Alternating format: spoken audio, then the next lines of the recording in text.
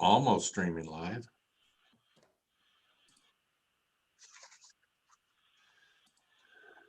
Does that mean we're good? Now you're good. Okay, let's call to order the City Council meeting for June 22nd. This is a regular meeting. Would you, oh, wait a minute, let me get here. Who's next on here? I believe our city attorney has some comments about COVID first, correct? Thank you, Mr. Mayor. Again, yes, Governor Gavin Newsom's executive orders pertaining to the Brown Act currently remain in effect so that we can hold this conference by teleconference to help prevent the spread of COVID-19. I'd ask the clerk to please conduct roll call and then ask the mayor afterward to confirm certain matters, to allow me to confirm certain matters for the record. Councilmember Armstrong, Here. Councilmember Veros, Here. Councilmember Zafar, Here. Vice Mayor Perkins, Here. Mayor Hudson. Here. We recognize the city attorney. Thank you again. Based on the responses to roll call, please let the record reflect that all council members can hear the proceedings clearly. And if there are no objections, the record will further reflect that each council member here believes, based on voice or facial recognition or otherwise, that persons representing themselves to be council members are in fact council members. And seeing no objection, I will turn the meeting back over to you, Mr. Mayor, with a reminder that all votes must be taken by roll call. Okay, thank you. Please join me in the Pledge of Allegiance. I pledge allegiance to the flag of the United States of America and to the republic for which it stands, one nation, under God, indivisible, with liberty and justice for all. Are there any announcements or changes or additions to the agenda? There are none this evening. Okay. Item 3.2. I hate going through this thing. If you wish to speak under public comment or regarding an agenda item, please click the raise your hand button on your computer or *9 on your telephone to request to speak when public comment is being taken on the agenda item. You will then be unmuted when it is your turn to make your comments for up to 3 minutes. After the allotted time, you will then be remuted. Boards, committee, and commission meetings. A complete list of upcoming meetings may be found on the city's website at www.sanramon.ca.gov. Subscription service is available at the link for automatic meeting notification. Contact the city clerk with questions 973-2539.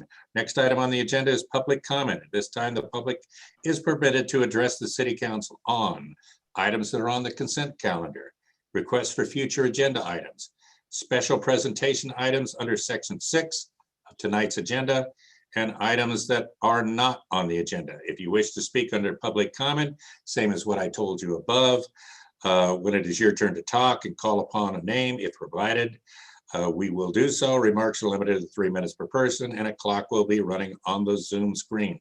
Speaker's microphone will be muted once the allotted time has expired. I see one attendee that wants to speak. Jim Bleckenstaff, can we let him in?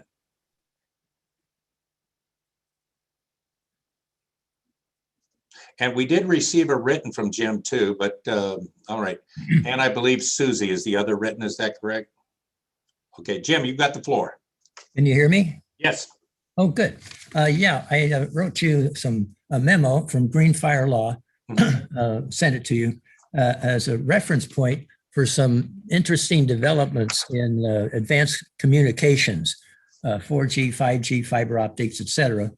And there's quite a lot of research in that paper, but the bottom line is over the last couple of years, at least maybe 3 years, fiber optics has advanced enough to where a number of cities, I believe there's over 30 now, are using fiber optics 100% in certain areas of their cities. They found that's just more amenable to their circumstances of particular areas, and that it's become an option in a number of cities, 3 or 4 in the Bay Area, and then a number throughout the country, including Kansas City and Austin.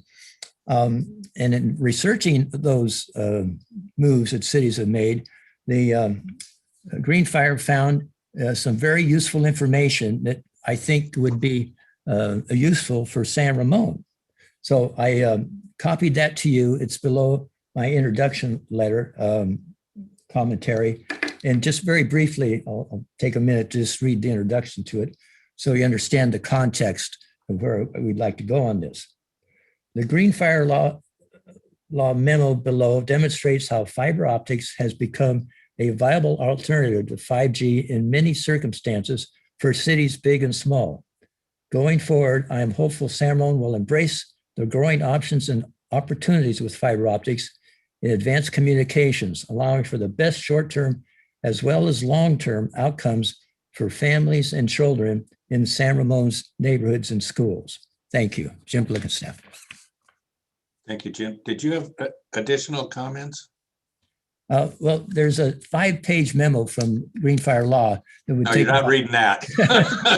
If you allow me 20 minutes, I'll get right into it. No. Okay. Anyway, thank you, Jim. And we do have copies of it. I did receive it today. Is there anyone else wishing to speak? Seeing no one, last call for public comment. Okay, and we do have one other written public comment, I believe. There were two. One was from Susie. Susie's was for item 9.1. Oh, hers was 9.1. Okay. Seeing no other attendees wishing to speak, we'll close public comment while we encourage your comments. Unfortunately, state law prevents the city council from discussing items that are not on their meeting agenda tonight. We do take them very seriously, however, and if appropriate, staff will follow up on them. I'll leave that one to you, Mark. He's our only public comment tonight. Next item on the agenda is consent calendars, item 5.1 through 511. These items are considered routine and are acted upon by the city council with a single action. Members of the audience wishing to provide public input may request by email to the city clerk that the city council remove the item from the consent calendar. Do we have anyone that has emailed you, Christina? Which item? I personally don't have a request. I know a council member would like to pull an item. Okay, that's the next one. No one from the public, anyone from the council wishing to pull an item? Mayor, I'd like to remove item 5.7 for Okay. further review and a staff report. Okay, 5.7 will now be 7.5.7. So we have 5.1 through 5.6 and 5.8 through 5.11. Do I hear a motion? I can move. Motion Zephyr and second I'll by second. Armstrong got in before Perkins. Do you get that, Christina? Any further discussion? Roll call vote. Before the roll call, we do need to read the ordinance items 5.10 and 5.11 as it says second reading for both ordinances. Ah, the second page. Okay. And that is ordinance 507 amending Title C, Division C6 of the San Ramon Municipal Code by adding Chapter 7 relating to pavement cuts, moratorium, and I can waive the second reading. Is that enough to adopt it? I'm looking at the city attorney. He's not shaking his head. No, he's got to move quicker than that. And 511 is ordinance 508 repealing and replacing Title C, that's construction, development, and land use, Division C4, land development, Chapter 4, flood insurance program of the San Ramon Municipal Code, and waive the second reading. And do I have a second? Okay. Councilmember Armstrong second, yes. Yeah, okay, that's for that. I don't have to have a second for the reading of those two separate. We're good. Okay, we've got motion Zephyr, second Armstrong, and we're taking out 5.7. Roll call vote, please. Councilmember Armstrong, Yes. Councilmember Veros, Yes. Councilmember Zafar, Yes. Vice Mayor Perkins, Yes. Mayor Hudson. Yes. Thank you. That's a 5. Okay, item 7, special presentation. Where is Yuri? Is he here? We can move him in. There he is. Yes. Okay, let's bring Yuri in. And I can only say that he has powerful friends from our past that want to speak after I read this proclamation. Yuri, can you hear me? You're on mute? That's okay. You only get to listen on this anyway, until it's your turn to speak. Unless you want to say a few words before I start rambling on here. Go ahead, and maybe I can say a couple words right after, Mr. Mayor. Okay, thank you, Yuri. I have a proclamation of the City Council of the City of San Ramon congratulating NGO Incorporated for 50 years of service. And whereas on today, June 22nd, we are recognizing on this day, June 25th, the city of San Ramon offers its congratulations to NGO Incorporated for 50 years of service. 50 years for any business is no easy feat, especially for a niche civil engineering firm. The city of San Ramon could not be prouder to celebrate and recognize this special day. And whereas since NGO corporate headquarters opened in San Ramon 30 years ago, they have been a vital and instrumental partner to the city. Their cutting-edge technical expertise and client service has helped them grow into leaders in the industry that has helped our community flourish through the years. Whereas NGO has thrived for 50 years by finding meaningful opportunities to promote growth and prosperity for its clients and employees. In 2008, the San Ramon Chamber of Commerce recognized NGO's president and CEO, Yuri Eliyahu, as Businessman of the Year. And whereas NGO has supported transportation and infrastructure projects, city buildings and assets, and nearly every community development built over the past 3 decades. Through responsible design and selfless commitment to the success of others, NGO has helped the city build stronger neighborhoods. And whereas NGO supported our city as we grew from a population of 35,000 residents in 1990 to over 75,000 residents in 2019, 85,000 is over 75,000. NGO dedication to the quality work has made our city more accessible while helping improve the quality of life for our residents through a variety of services and outdoor recreation. Now, therefore, be it resolved that the city of San Ramon is pleased to present you with this proclamation to honor NGO's success, to thank you for all you have done for our city and the greater San Ramon Valley. Thank you so much, Yuri. It's good to see you again. And this is dated June 22nd, even though you've got to wait 3 days before you get the official 5-0. A few words before you do, though. We're not going to let you speak because we have brought back a powerful present from the past. Eva, are you here? Eva Phelps wanted to speak. She's not here, so you get to speak first, Yuri. Oh, thank you very much, Mayor Hudson and council members, and the entire NGO family thanks you for recognizing our 50th birthday. We've been very proud to be headquartered in San Ramon for the last 30 years. When we moved here from Concord in '91, we had 1 office and probably 25 or 30 employees. We now have 22 offices in several states, 3 countries, and 2 continents. We chose San Ramon for our headquarters because it was an energetic, growing, family-friendly community, and we certainly haven't been disappointed. It's been an honor to be involved in the engineering of the vast majority of the infrastructure and new construction that's been built in the region over the decades. And it's incredibly gratifying to see the vibrant communities that have been created by the housing, schools, hospitals, roads, bridges, water systems, transportation systems, office buildings, stores, and parks that we've had a hand in creating. So thank you again, Mayor and members of the council. Now, thank you. Yuri, when you came to San Ramon, were you at 2401 or did you move in there afterwards? No, we were in the building that is now occupied by city offices. Yeah. Is that 2401? That's 20. It was your office. I don't remember. Before you went to 150 or whatever the toaster is. Yeah, we were up on the level, the part of that building is 2 levels and part is 1 level. So we were on the 2-level part on the upper floor. We had that upper level to ourselves. We thankfully outgrew that and moved over to where we are now. No, it's amazing to me because I think I started with the Jim Livingstone redevelopment about the time you moved here. Gosh, I'm feeling old. Anyway, we've got some comments. I've been trying to stall because I have here that Eva wanted to say something, but she's not here. So we're going to go to ask the vice mayor and other council members if they have some comments? Scott, you're up.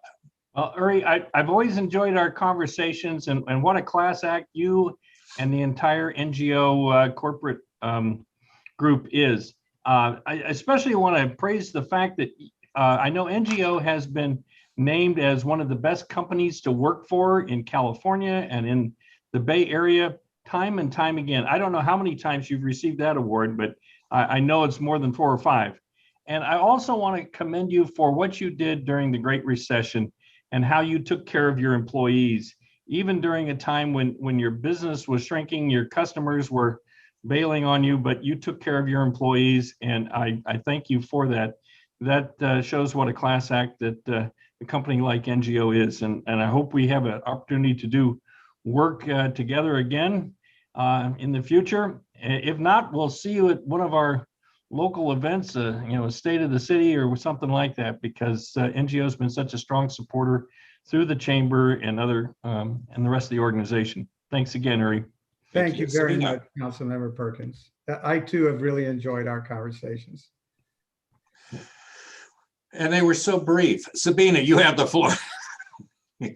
I just want to congratulate you, Uri. I don't think we've had those kind of conversations, but hopefully once things open up and we run into each other at some of the events and things like that, but really want to say thank you for 50 years of commitment to San Ramon. And we really appreciate every business in San Ramon, and I'm glad we're recognizing this. So congratulations again for the proclamation. Well, and nice you. to meet you. Nice meeting you, and hope to do it face to face soon. Absolutely. Sridhar?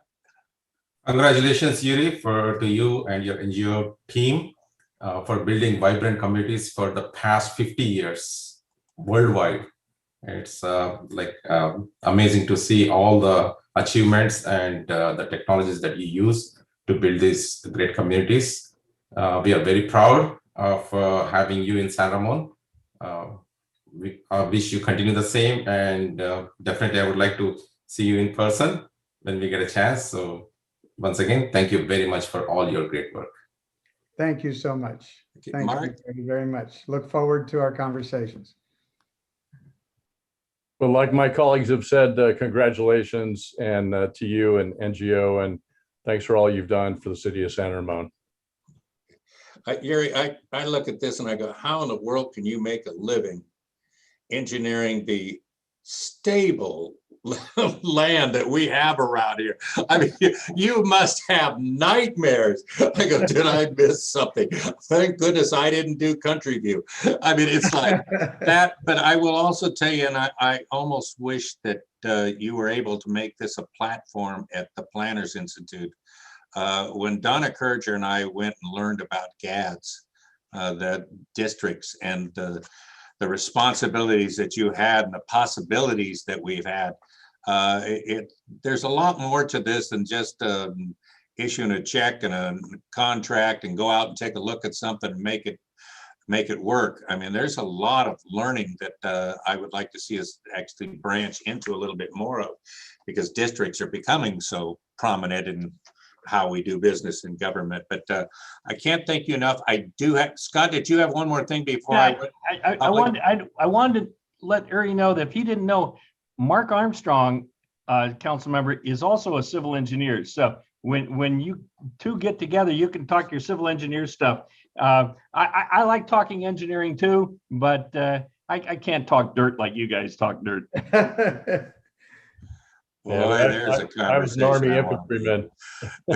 Okay, we have one attendee that wishes to speak also, and that's our caller and user 1. Can we promote her in to have a comment for this? We'll do a special because I read it too quick. Go ahead, caller and user 1.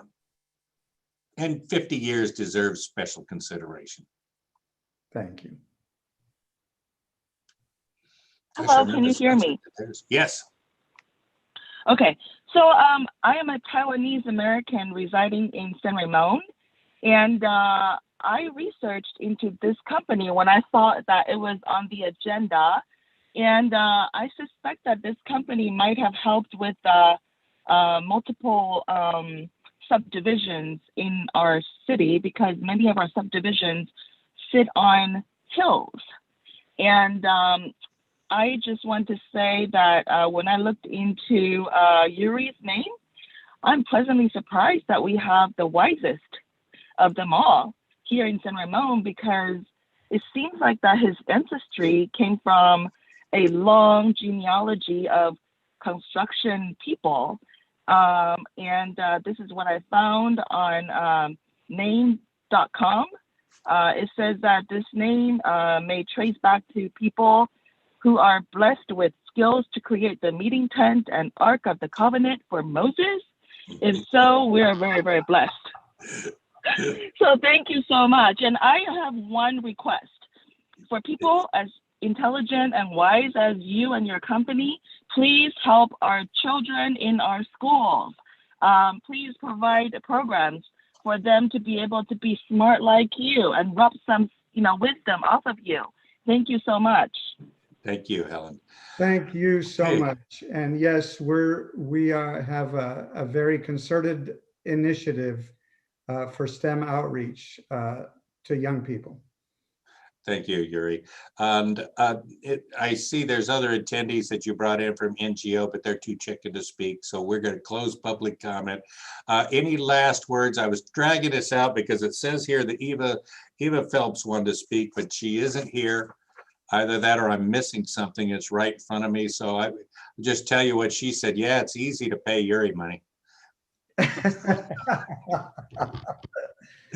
Well, Thanks again. we're very blessed to call San Ramon home, and we have an amazing team that really is doing incredible work. I'm here taking the credit, but they do all the work. And as a last word, I would just say there's no truth to the rumor that it's a dead tie between Art Lorenzini and Yuri Eliyahu, who gives the most embracing hug when they meet you. These people never forget you. Yeah. Yeah, I'm a hugger. Anyway, thanks again, Yuri. We don't have any action on that. We're going to move on and do the 5.7 that Councilmember Armstrong had pulled. I don't know who we would have a staff report on. Maria, are you going to be doing the 5.7? Any questions? Mark, you have direct, or is there any few words you want to start them off with? Uh-oh, they got Daniel in here. Well, I'll just say that the reason I wanted to bring this out of consent was because it's a big dollar CIP project, and it really goes a long way to improve the quality of life here in San Ramon with improving our roads. So I'm pretty excited about this project, but it also means that there's going to be some imminent major traffic disruptions. So I want to kind of hear about that. I want to make sure the public is informed about that. And I think it's also important to note that the staff has done a good job in terms of using creative funding solutions, getting federal funds, some of our traffic, our Measure J funding as well. And then a lot of the public may have noticed a lot of the ADA curb repair that's going on around Al Costa and may not be aware of why and how that ties in to this big important CIP project. So I'd just like to make sure we bring it out into the spotlight and talk about this important project, because we're using our taxpayer dollars here in a big way, in a big amount, and I think it's an important project. Thank you. Thank you, Daniel. Thank you, Mayor Hudson. Good evening, all City Council members, city staff, general public. I'm going to try to touch different elements that this project brings and leave for any other questions, because it's really a very complex project and very difficult to cover every single detail in a presentation. However, let me talk about three important points. The Al Costa Boulevard Pavement Rehabilitation Project is going to treat the Al Costa Boulevard between Veracruz Drive and Olympia Fields Drive. We're going to have three different treatments. And the reason why we have three different treatments is every single or three sections of this street requires or have different conditions and requires different type of treatments to save funds. If we apply one uniform treatment to all of them. Either we're gonna be under designer, under treating this roadway, or we'll be spending more money than what we need to. One of these treatments is the full depth reclamation, most commonly known as FDR. And FDR is a treatment that it saves a lot of time and funds by recycling the material in the soil that is already there. It eliminates a big amount of, or number of off-hole trips that basically also affect the environment. So this treatment is very beneficial, but at the same time requires big equipment. And that puts a limitation in this project, being especially the northbound section of Costa, being so narrow, by allowing traffic to go by at the same time we're under construction is not safe.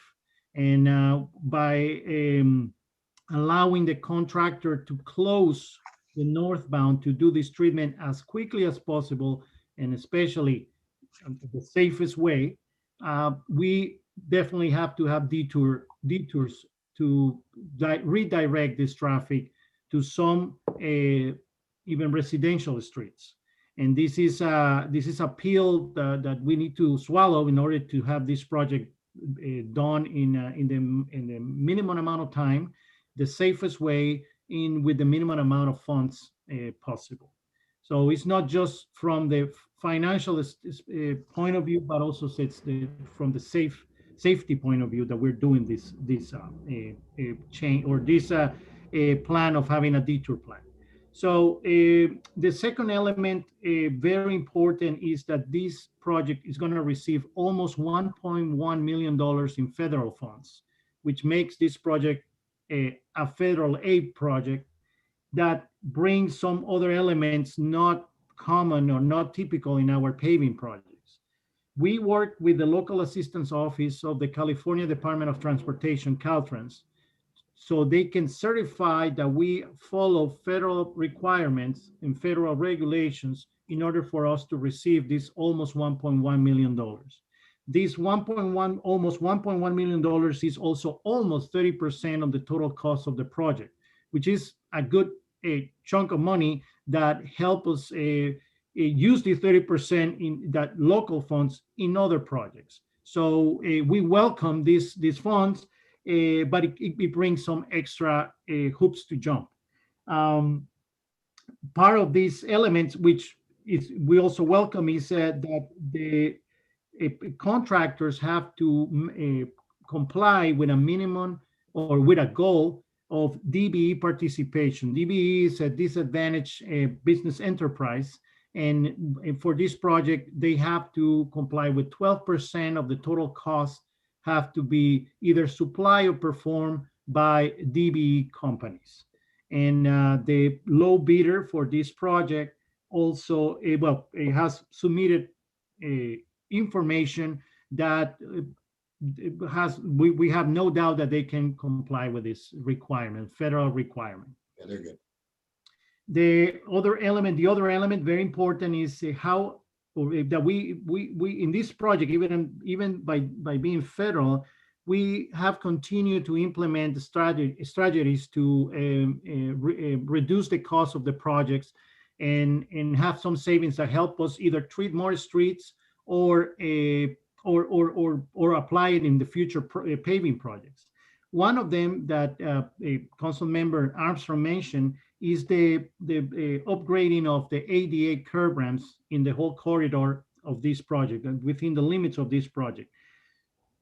Due to federal law, every time we do the type of trim that we're going to do in this project, we have to bring these curb ramps up to current standards. So we knew this cost was going to happen.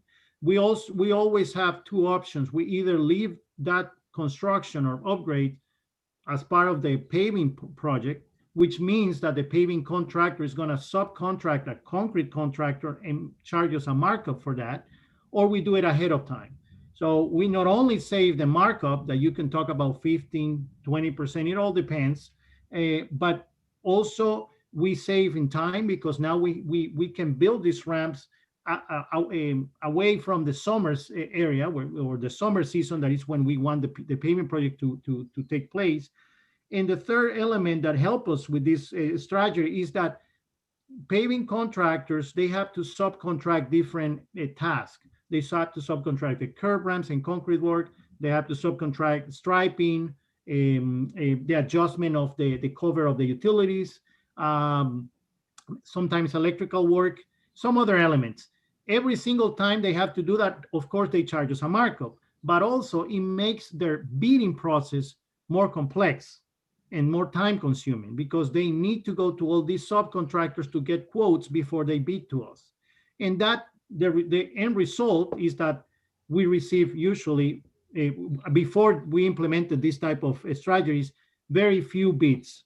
For this specific project, we received 8 bids, which is a high for a project of this size.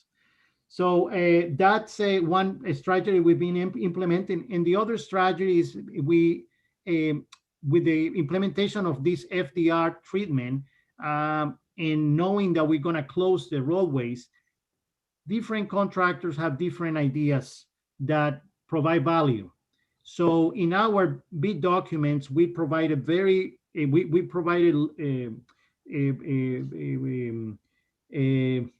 elements that restrict them, but at the same time allow them to provide their innovation. And that's why we believe the bids came lower than the engineer's estimate. Given the low bidder is over 25% lower than the engineer's estimate, because we gave some type of flexibility that they're gonna be able to apply.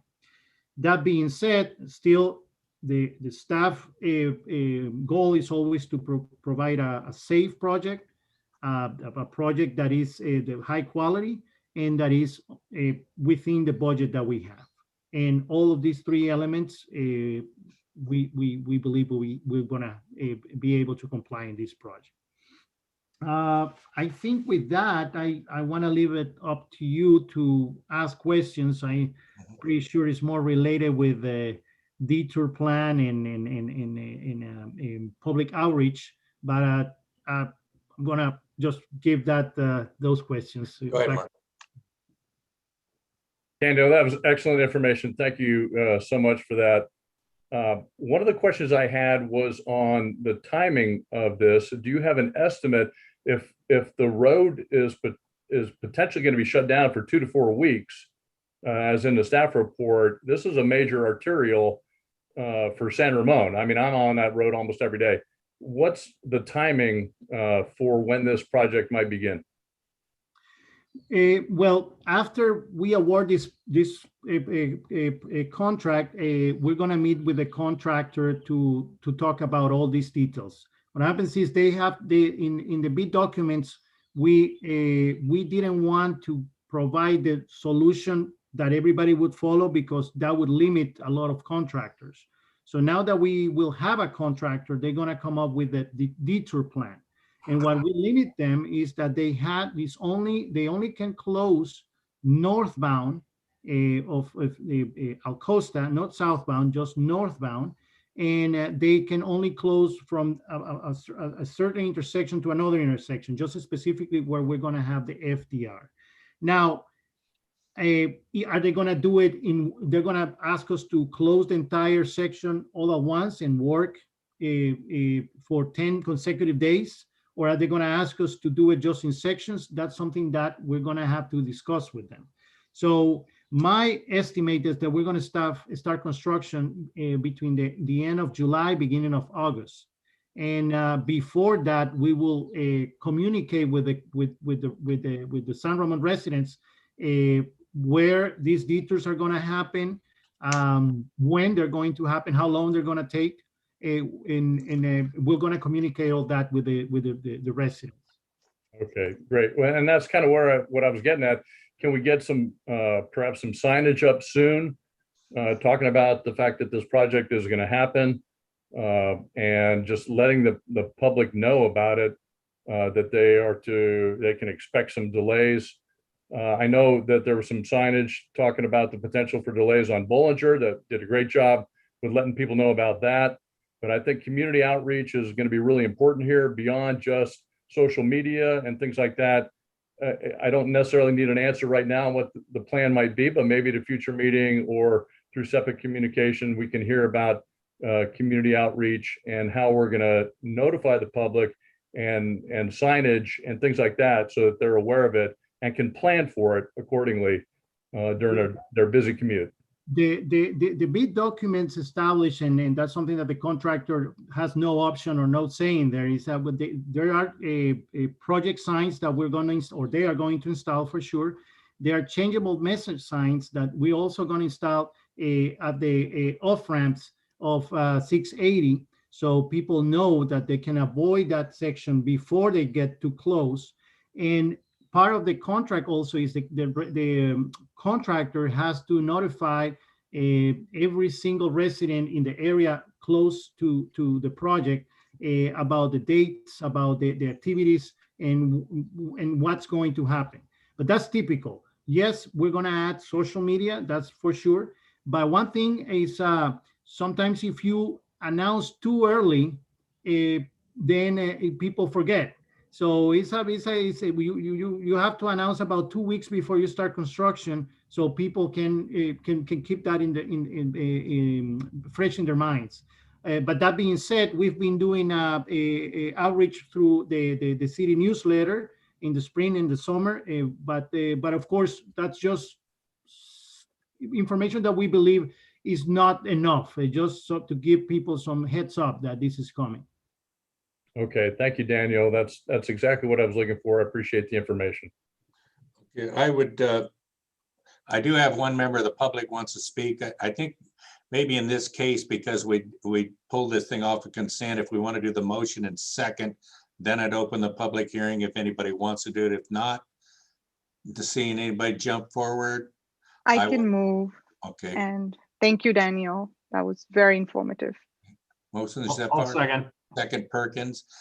We have a public comment is open. We have call-in user 1 has some comments for us.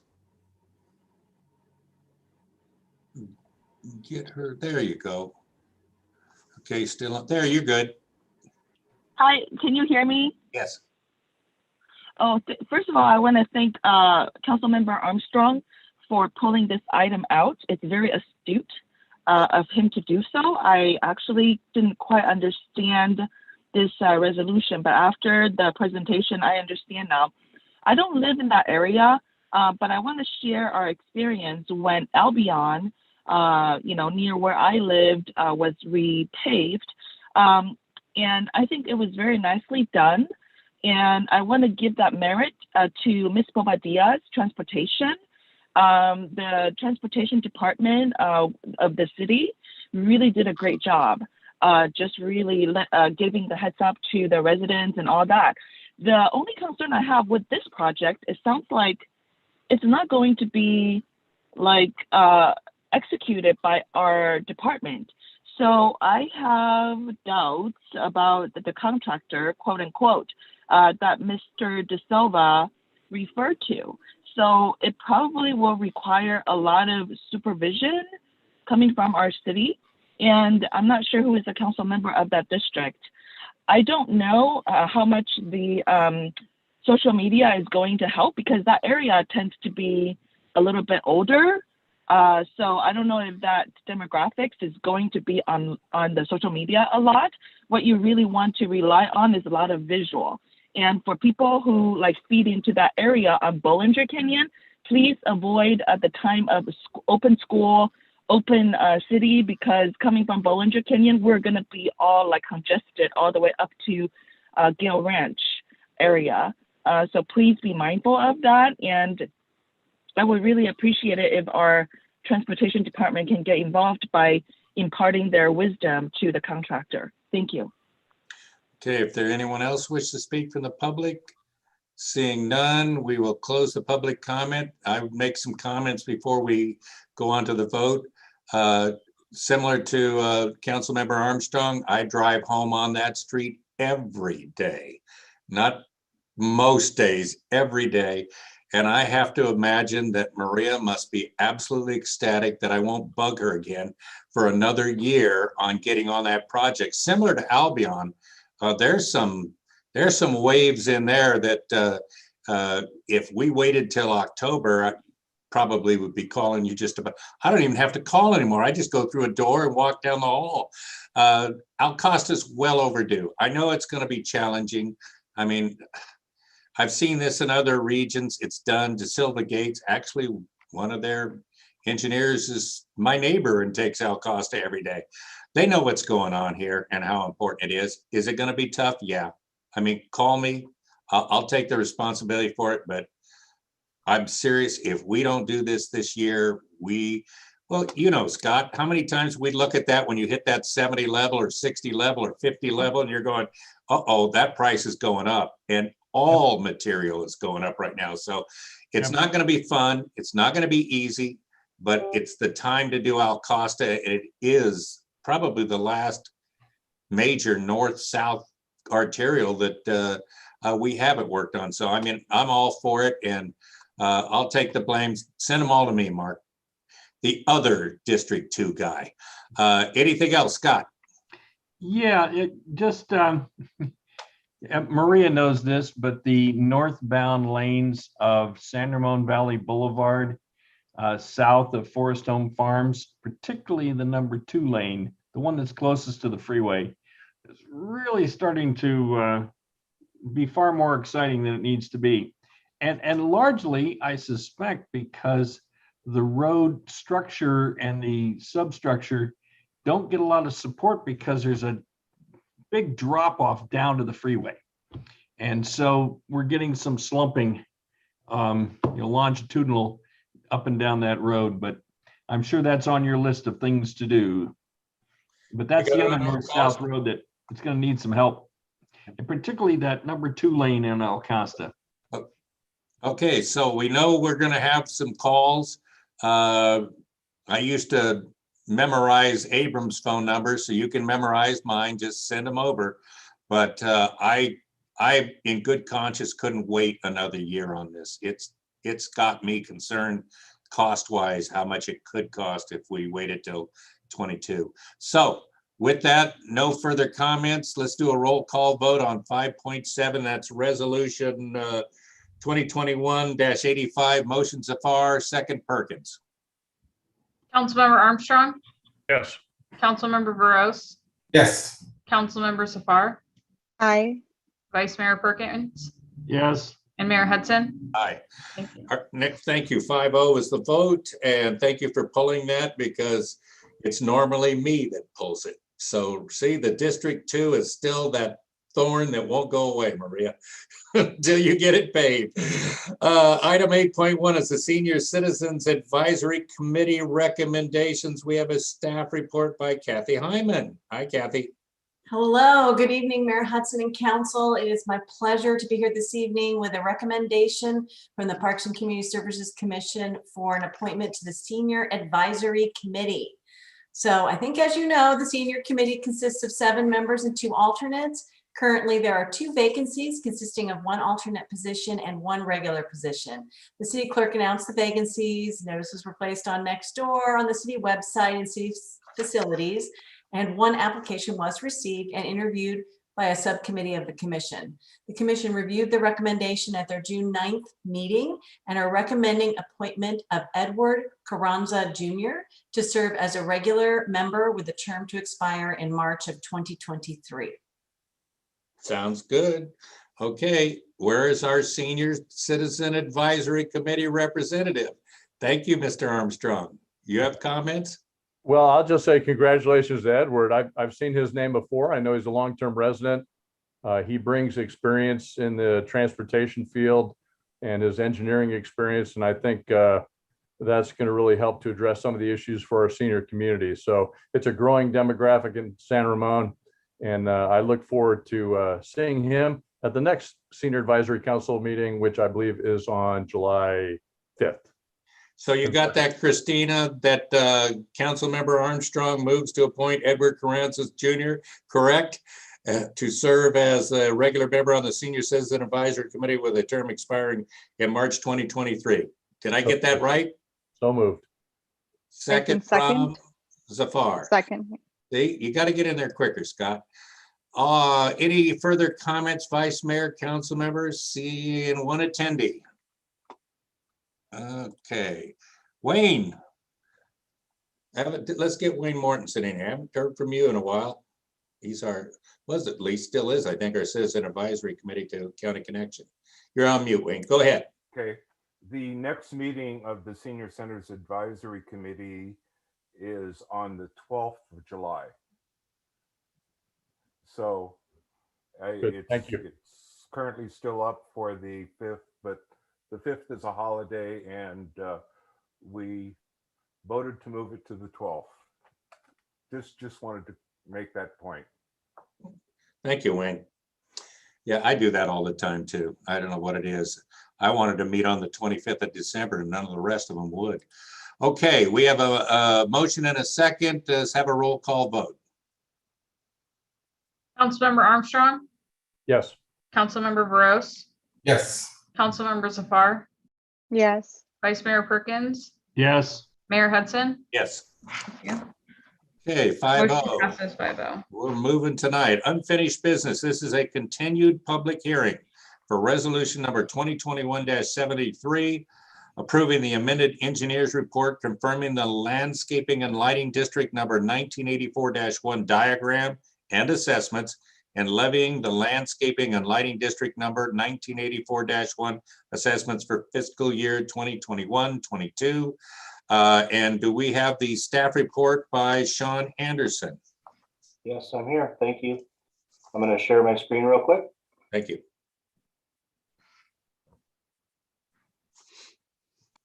Okay, can everyone see that? Yes. Okay, great. Thanks. I'm here tonight to talk about the Landscape and Lighting District 1984-1 for the public hearing for 21-22.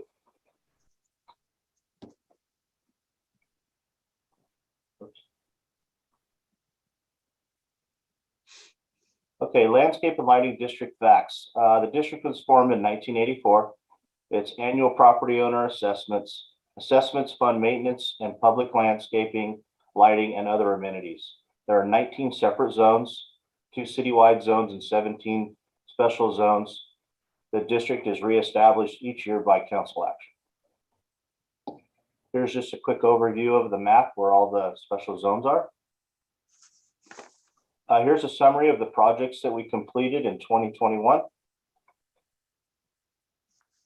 This is a citywide lighting, some signal pole painting, the befores and afters. There's some citywide landscape we did. This is actually on Deerwood Road in the center median. We actually removed the plant material, redid the irrigation, and did some new planting. Another citywide landscape. Old Ranch Road, we did the center island there. Again, we redid the irrigation and replanted. Canyon Lakes, as everyone knows, this is on the corner of Costa and Bollinger. We removed the fountain and planted that. It's beautiful, it looks very nice. Summerwood Loop, another planting project we did along Iron Horse Trail on Fallen Leaf Circle. West Branch, this is on Crow Canyon Road between curb and sidewalk, headed towards Danville. Bent Creek, another one we did. We did 4 corners here. We actually did some turf removal and planting and redid the irrigation here for Bent Creek. This is along Old Ranch Road. Another Old Ranch Road, Old Ranch Estates, between curb and sidewalk. We redid the irrigation and replanted this whole section. Village Parkway, another turf removal we did. This is directly across from the park. Crown Ridge, this is along SRVB. As you see, this area doesn't look so good. So there is plants in here. They're hard to see right now with the mulch, but there is plants and they will fill in this whole area eventually.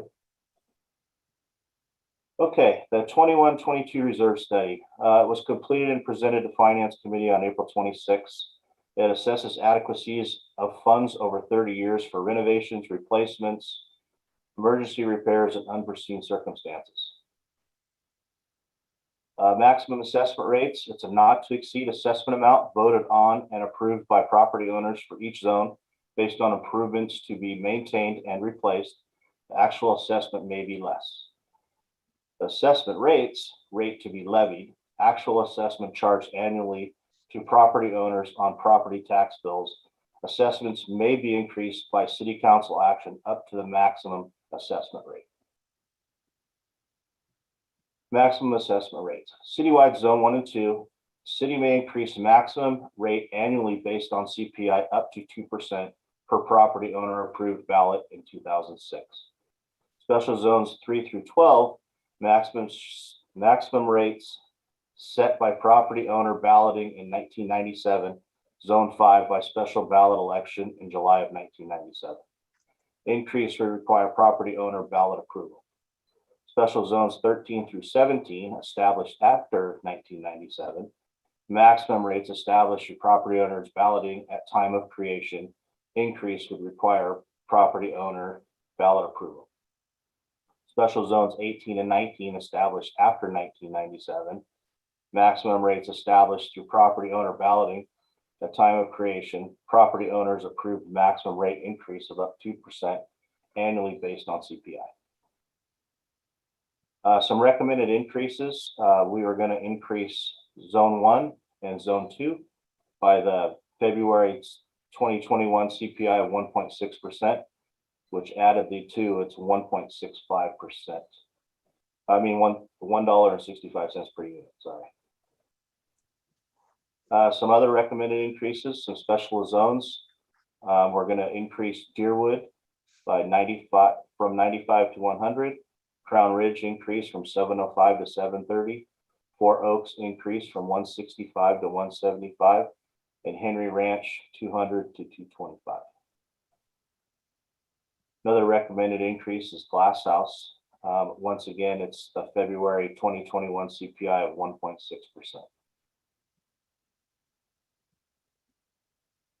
Summerwood Loop, based on a resident inquiry received May 21st, 2021, staff reevaluated Summerwood Loop, eliminated asphalt path maintenance from the zone, clarified maintenance responsibilities with respect to the 1997 ballot, clarified special and general benefit allocations, added capital improvements, and the engineer's report has been amended to reflect these changes. Some other recommended decreases, or some recommended decreases: Canyon Lakes decreased from 90 to 80. Summerwood Loop decreased from 160 to 97. Old Ranch Estates decreased from 350 to 320. There will be no change to assessments for citywide lighting zone 1, special zones 4, 6, 7, 9, 11, 15, 16, 18, and 19. Some upcoming projects for 21-22. Again, we're going to do some more signal pole painting.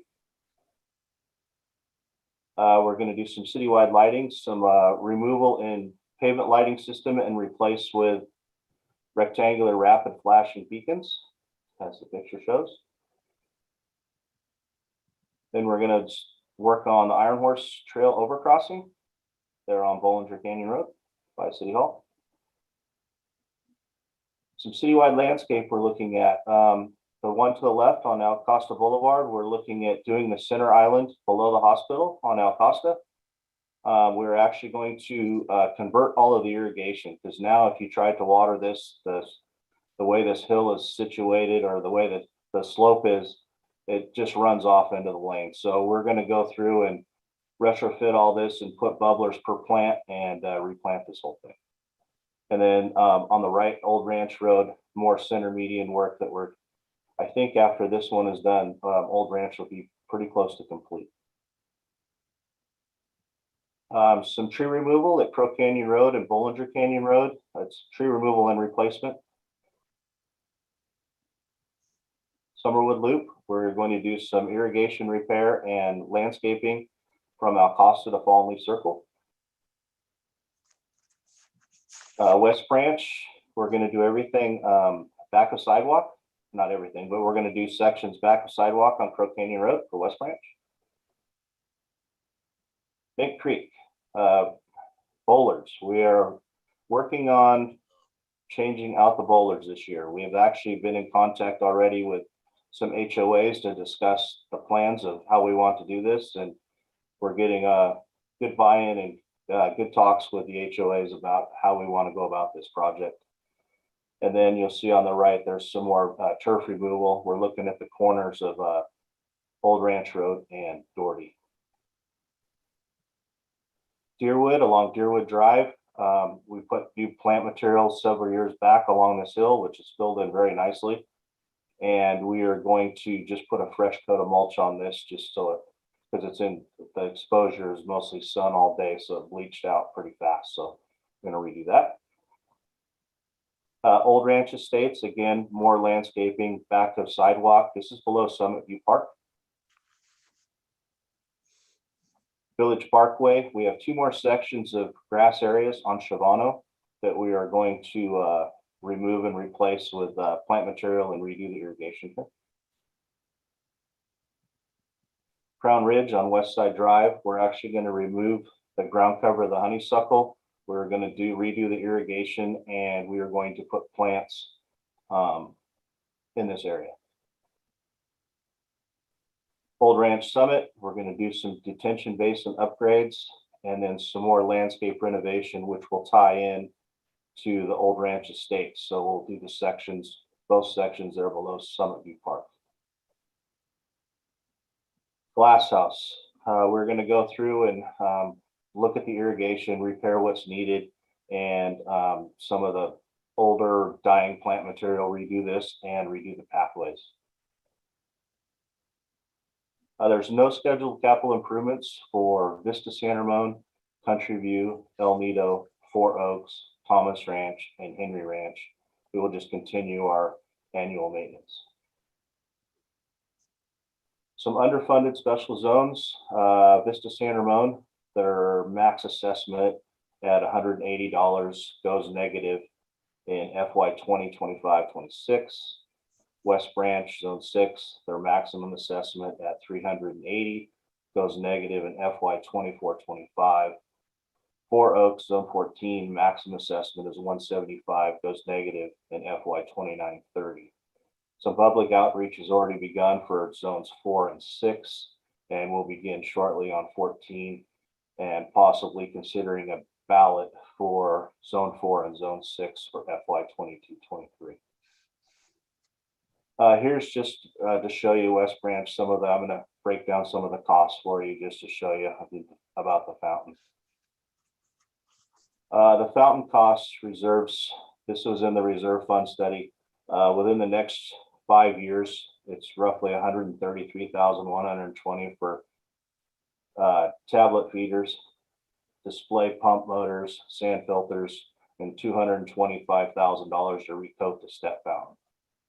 The routine maintenance for 21-22 for the step fountain, just the maintenance cost is $19,164. Reflections fountain is $17,904. The PG&E just to light the thing up is $77,000 a year. Maintenance equipment repairs and supplies roughly $4,800 a year, and the water budget overall for the zone is roughly $70,000 a year. And we've actually started discussions with the HOAs about possibly a rate increase or something to do what they want to talk about with the fountains. And in the finance committee, this did come up about alternate funding for the fountains.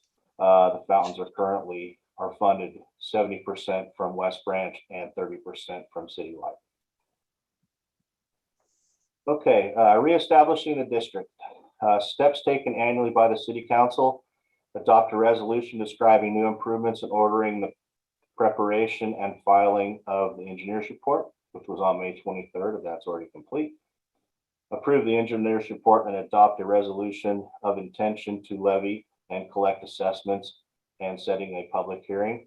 That was on April 27th with the finance committee, so that's complete, or it was approved by the finance committee. And then tonight to conduct a public hearing to adopt a resolution confirming the diagram and assessments and levying the assessments.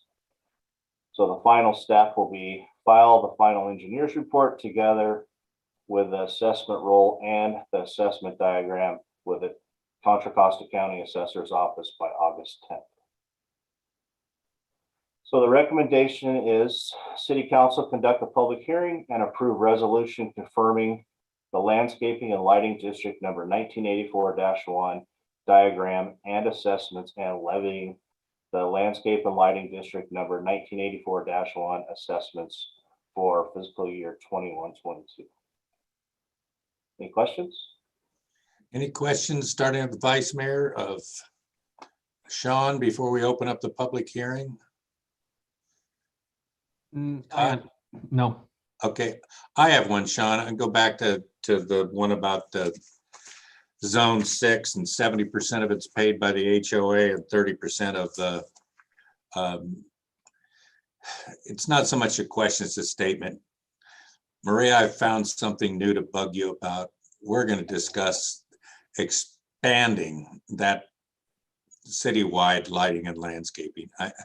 If we don't, I could see us losing those fountains. Every piece of green, it seems like lawn and water or lake is almost on the chopping block. It's just a matter of time. Those things get expensive, as we found out with the other pond or whatever we call that thing that we just redid. Half the times you don't have the parts. I mean, it's like you have to redesign it, rebuild it. I really don't want to lose those two big fountains, the one on Crow Canyon. I mean, the little one I know might be under the gun already, but I mean, it's just a matter of time before you'd start coming for that one that Rainess or whoever it was put in on Bollinger, and that would be criminal. So, I mean, we're gonna have to discuss how we're gonna be able to keep these things, and it's gonna take money, and everybody seems to enjoy them, but that's my part. Anyone else before I open up the public comment? Seeing none, let's open up. This is a continued public hearing. Public comment is now open. If you wish to speak under public comment on this item, raise your hand or dial *9 on your telephone. When it's your turn to talk, we'll call upon you by name if provided. Remarks are limited to 3 minutes per person, and a clock will be running on the Zoom screen. I will announce that we have at least one other written afterwards, but we have caller in user number 1. And you're still muted. You're good. Go ahead, Ellen. Hi, can you hear? Yes. Okay.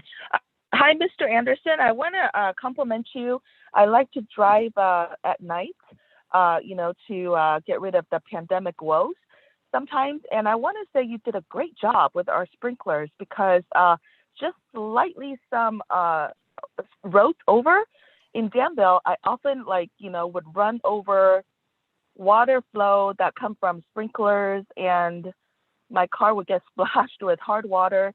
But in San Ramon, it's not like that. So I really, respect you for your ability to be able to upkeep with our sprinklers and making sure we don't waste water. I do have a little observation though. Our Bollinger Canyon Island is so fat, so to speak.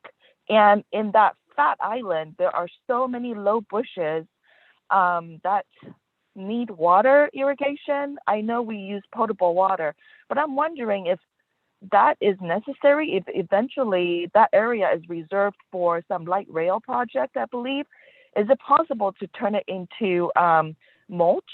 Would that save us water bill? That's just something to think about and to explore. Regarding fountains, I really think that those fountains are really good luck to San Ramon. Not only is it aesthetically pleasing, it is a symbol of our city, just like trees are symbol, are symbols to Danville. Water fountains are like our character. So it's just unfortunate that, some clowns like to rub off their existence by damaging or plugging the filters or pour, stuff into it. I just think that we need to think of ways to deter these people and to not let them cancel our culture. so to speak. Those are my thoughts. And thank you again, Mr. Anderson, for your hard work. We really enjoy your efforts by enjoying such high quality of life. Thank you. Thank you, Helen. That's the last hand I have up to speak. I noted earlier, the city clerk, that we did have at least one written comment that came in. Is there more than one? The city council received 2 written comments for this item. Okay. And who was the second one from? Ariel Strauss with Oh, Green yes. Fire Law. I'm sorry. We did, okay. I did receive that. Day went rather quick. Okay, the question before us, do we close the public hearing or are we going to continue the public hearing? It will take a motion. So it is up for discussion. The only person I see without their mute on is you, Mr. Perkins. Are you? Go ahead. I'll move we close the public hearing. Okay, we have a motion to close. Do we have a second? Second, Armstrong. Any further discussion? Beat you this Yeah, time. I was just going to make a few comments because I remember when I first joined the council. Let's decide on the closing or leaving the public No, hearing. indeed. No, and you, then we can discuss the issue. okay, you moved. Oh, Okay, wait a minute. You moved to close it and Mark, Right. you did the second, right? Okay, so the discussion is on, as long as it's confined just to the closing, unless the city attorney is going to tell me yes or no. Right, I was just about to jump in and say there is discussion on the motion, and that motion is to close the public hearing. Yeah. all Okay, right. go ahead. No, you're right, Sabina, you can, if you wish to discuss the closing of the public hearing. Scott, I you guess- want to jump in with something? I just Well- wanted to make a few comments here about, and city attorney, stop me if I'm out of line here, but I just wanted to say when I first joined council, I had a lot of questions about our lightning districts and how we're doing some of this stuff. And no, No, Yeah, this is. there this will is be a vote opportunity on the after the closing. public all hearing. right, Okay. okay. Let the We city get no attorney do it. discussion We on the got it. public Motion hearing. Perkins, second Armstrong. This is just to close the public hearing. All Okay. right, let's close that. Okay. If no discussion on whether or not to close the public hearing, the city clerk will take the roll call vote. Councilmember Armstrong, Yes. Councilmember Burrows, Yes. Councilmember Zafar, Yes. Vice Mayor Perkins, Yes. and Mayor Hudson. Yes. Thank you. That motion passes 5-0. Okay, now that we've done that, the council discussion on the motion, we've done that. Council roll call vote, we've done that. The next thing is, did you want to comment before there's a motion on the lighting and landscape, Sabina, or did you have some comments you'd like to say now? I did want to make some comments. Maybe I should have All right. made them earlier. If Martin, No, you're good. I can't Go make ahead. them now. It's okay too. You can. I mean, I know we did receive some comments in the mail as well. And one of the things which you learn very quickly on how expensive it is to maintain some of these, landscape and lighting districts, and especially the fountains, right? We all enjoy them. These are a citywide feature. This is, something which you'll during graduation, for example, or weddings and things. There's so many people just taking pictures there. So it's very much a part of what the community is. And over the years, as our landscaping has changed from grass to more mulch and more drought tolerant, if you will, and the flowers have started blooming and everything, you're really starting to see the impact. And that can't be done without us, collecting some of that assessment as well. And I really, Sean, you've explained this before, but I think the presentation was really great in how you tied it back to what are we doing in these different zones. And that a lot of that information I know is on the city website as well, but this presentation has been very, very helpful, I think, not just for us, but also the residents in understanding how we're taking care of our different zones, how we're upgrading. Every time I have a discussion with somebody, when they question me about a tax or an assessment, I said, how much do you love living in San Ramon? And do you like the way our streets look? And do you like the way our infrastructure looks? So I think we all agree that to maintain and keep the city the way it is and the quality of life, we all pay into that assessment. So I just wanted to say thank you to Sean as well for really explaining it well. And your presentation was excellent. No, and I think your statement right there is excellent too. Lighting and landscaping is not as easy to explain as it might seem. We used to have a guy, gosh help me, Scott, Paul, an accountant that would come here every time on lighting and landscaping. He would question Paul Mitchell, where every dime would go, and he'd go, but the L&L is great because that money goes to your district. That is only, and he would look at that constantly. And that's why on the citywide, I'm looking at some of these things. It's, you know, it's just going to be a question of how many dollars and what's the priority and where's the value. And I mean, when they opened that fountain out there by the Safeway Sabina, I thought that was great. And I knew it wasn't going to take long. Well, it hasn't taken long. You just can't do these things in private. And I can, between the trees in Doherty Valley and those fountains, I mean, Maria, you must have headaches that are far beyond. I know Jeff Galt did. He aged real quick on those. But I really want to keep those fountains, the few that we have. That goes back to the Victoria Nador days of our planning. We were water element, very important. And I almost cringed when I saw the reductions on the L&L, but it's back to the same thing. If you don't need the money, you're not charged for it. I can't think of a better tax, and that's what it is, than the L&L. So, I mean, I support them. Paul Mitchell made a believer out of me, and gosh, if he moves back, we're in real trouble, guys. So it's before us. Is there a feeling that we should move to adopt 2021-73, or where are we? Go ahead, Councilmember, our Vice President. I'll move we adopt Resolution 2021-073, approving the amended engineer's report and confirming the district and assessments for fiscal year 21-22. And all those other little words in between, right? Yeah. Okay, do I have a second? I can second. Second, Councilmember Zafar.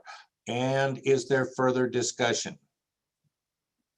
I'm looking to the city attorney. Do you need anything else? Are we still in line it's time to take the vote? We have a motion and a second. It is time for the roll call vote if there's no further discussion. Everyone's had the opportunity to speak. Sridhar, did you want to say something before we vote? No, I don't have anything to say. Okay, roll call vote, please, City Clerk. Councilmember Armstrong, Yes. Councilmember Burrows, Yes. Councilmember Zafar, Yes. Vice Mayor Perkins, Yes. Mayor Hudson. Yes. Thank you. That That motion was passes. 5-0, and we'll move on to new business. That's the end of the old business. 10.1 is Dublin San Ramon Service District's annual update, and that'll be an introduction by our Public Works Division Manager, Brian Bornstein, and a presentation by Director Duarte. Long time no see. Is he here? Bring Ed in too. Go ahead, Brian. Thank you, Mayor. Good evening. This is part 2, if you will, regarding water supply and drought update to the city. As you're aware, last week or last council meeting, East Bay Mud provided that update. This evening, we have DSRSD Assistant General Manager, Jan Lee, will provide you with an update. Also, I understand the engineering manager will also be here to answer any questions. So how'd you let Ed get out of this? Anyway, go ahead. Nice to meet you, Jan Lee. Yes, so good evening. I am not Ed Duarte. Unfortunately, Ed Duarte stepped down from our board at the end of last year. So that's why we don't see him. I know, but I'm sure you'll see him around. We've already seen him around our board meetings. He's not going to be a stranger. Okay. So I will fill in for him for this year. So thank you, Brian, for the introduction, and good evening, Mayor Hudson and council members. As Brian mentioned, I'm Jan Lee, the Assistant General Manager for Dublin San Ramon Services District.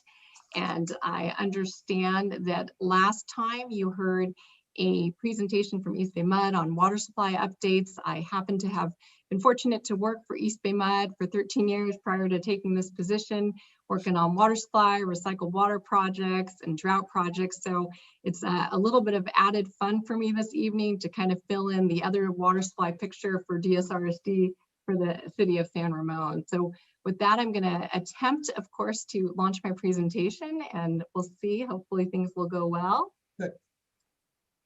So we're bringing something up and you won't see it. Let's see. There you go. Okay, great. And let me go ahead and start the presentation. Yes. Okay. Okay. So for this evening, I'll be talking about 2021 water supply conditions, which I'm sure we're all interested in, giving an update on our long-term efforts to improve water supply reliability for the region, touching on our recycled water program, which has been very successful. This is a partnership with East Bay Mud, and then talking a little bit about next steps.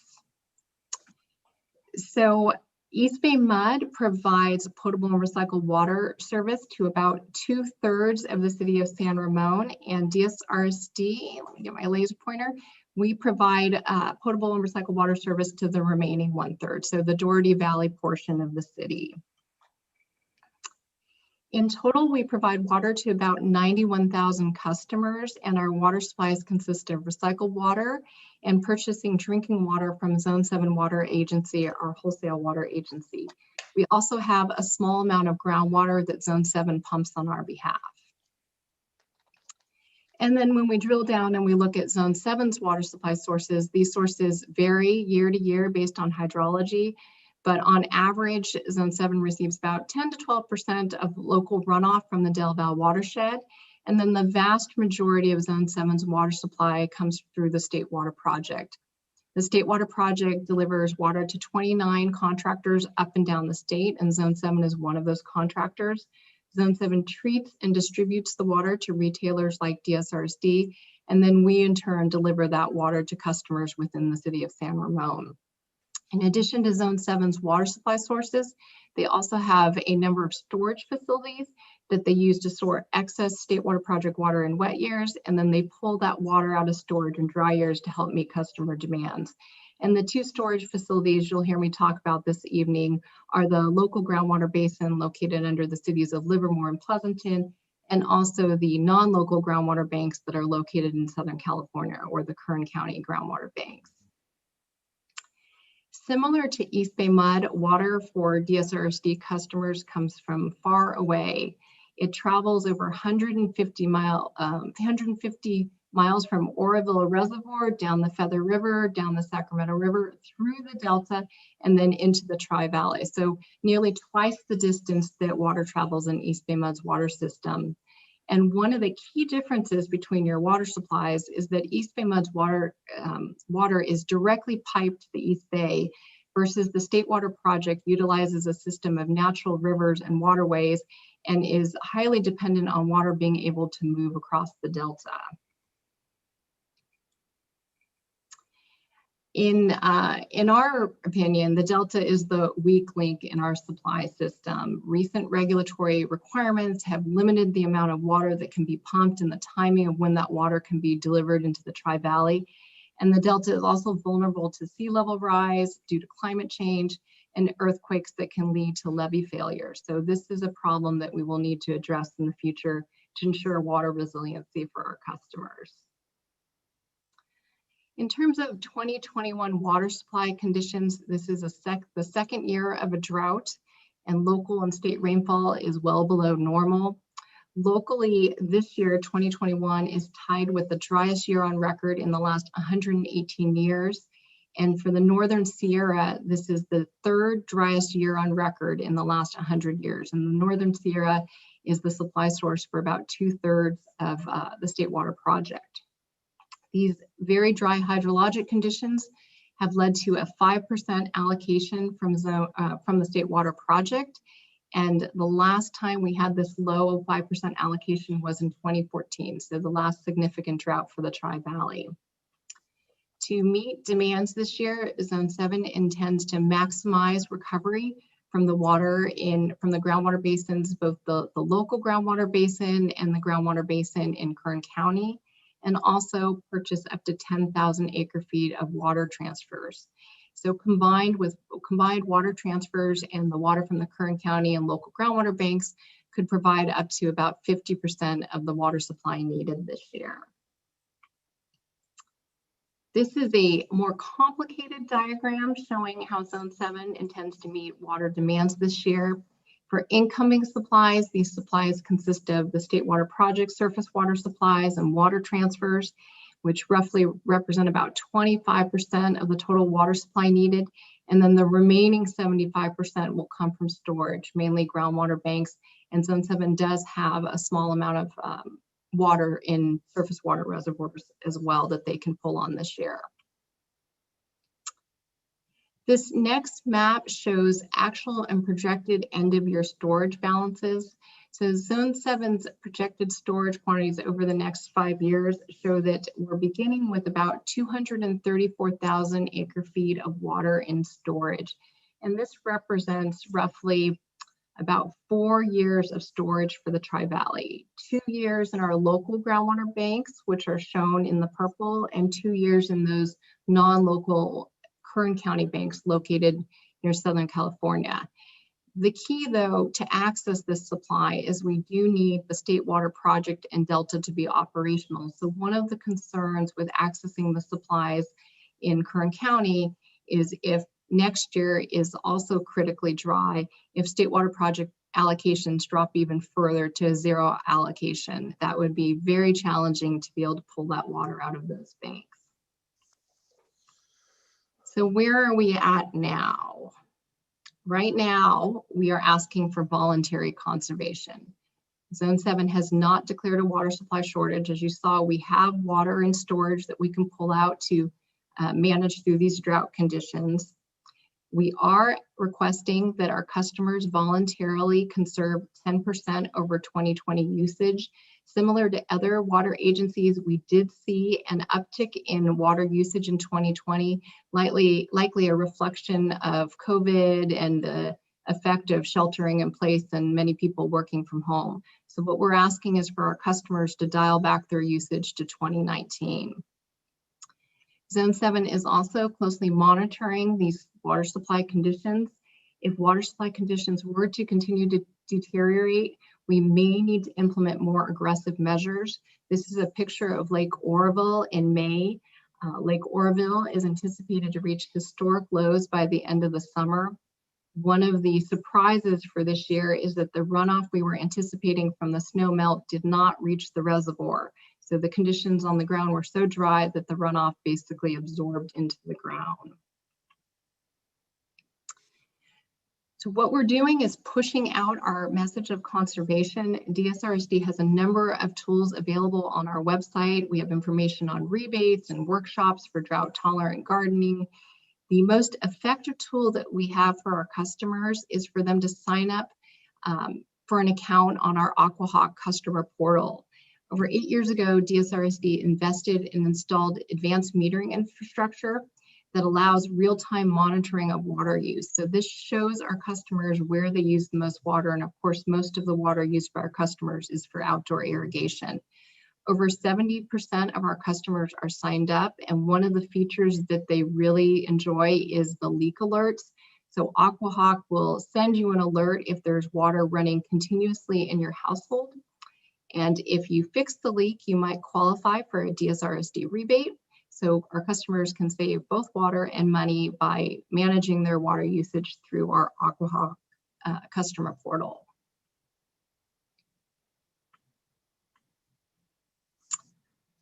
So now switching gears to look at our long-term water supply efforts, DSRSD just completed our 2020 Urban Water Management Plan that was adopted by the board on June 15th.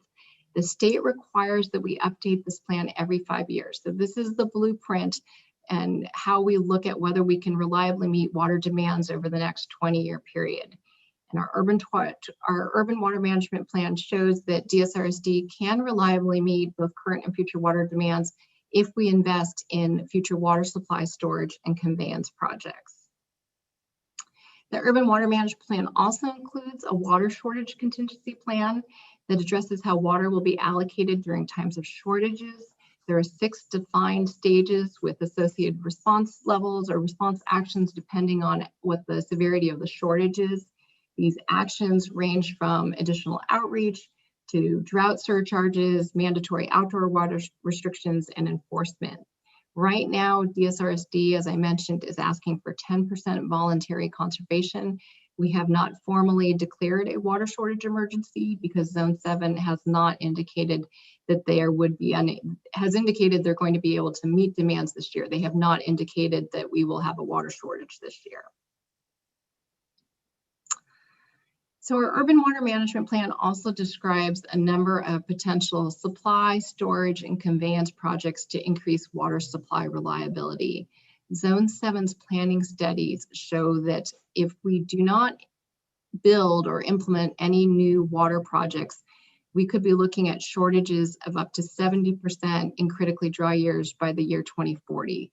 So what this means is we would have no outdoor water use at all, and we would probably be looking at some cutbacks to indoor water use.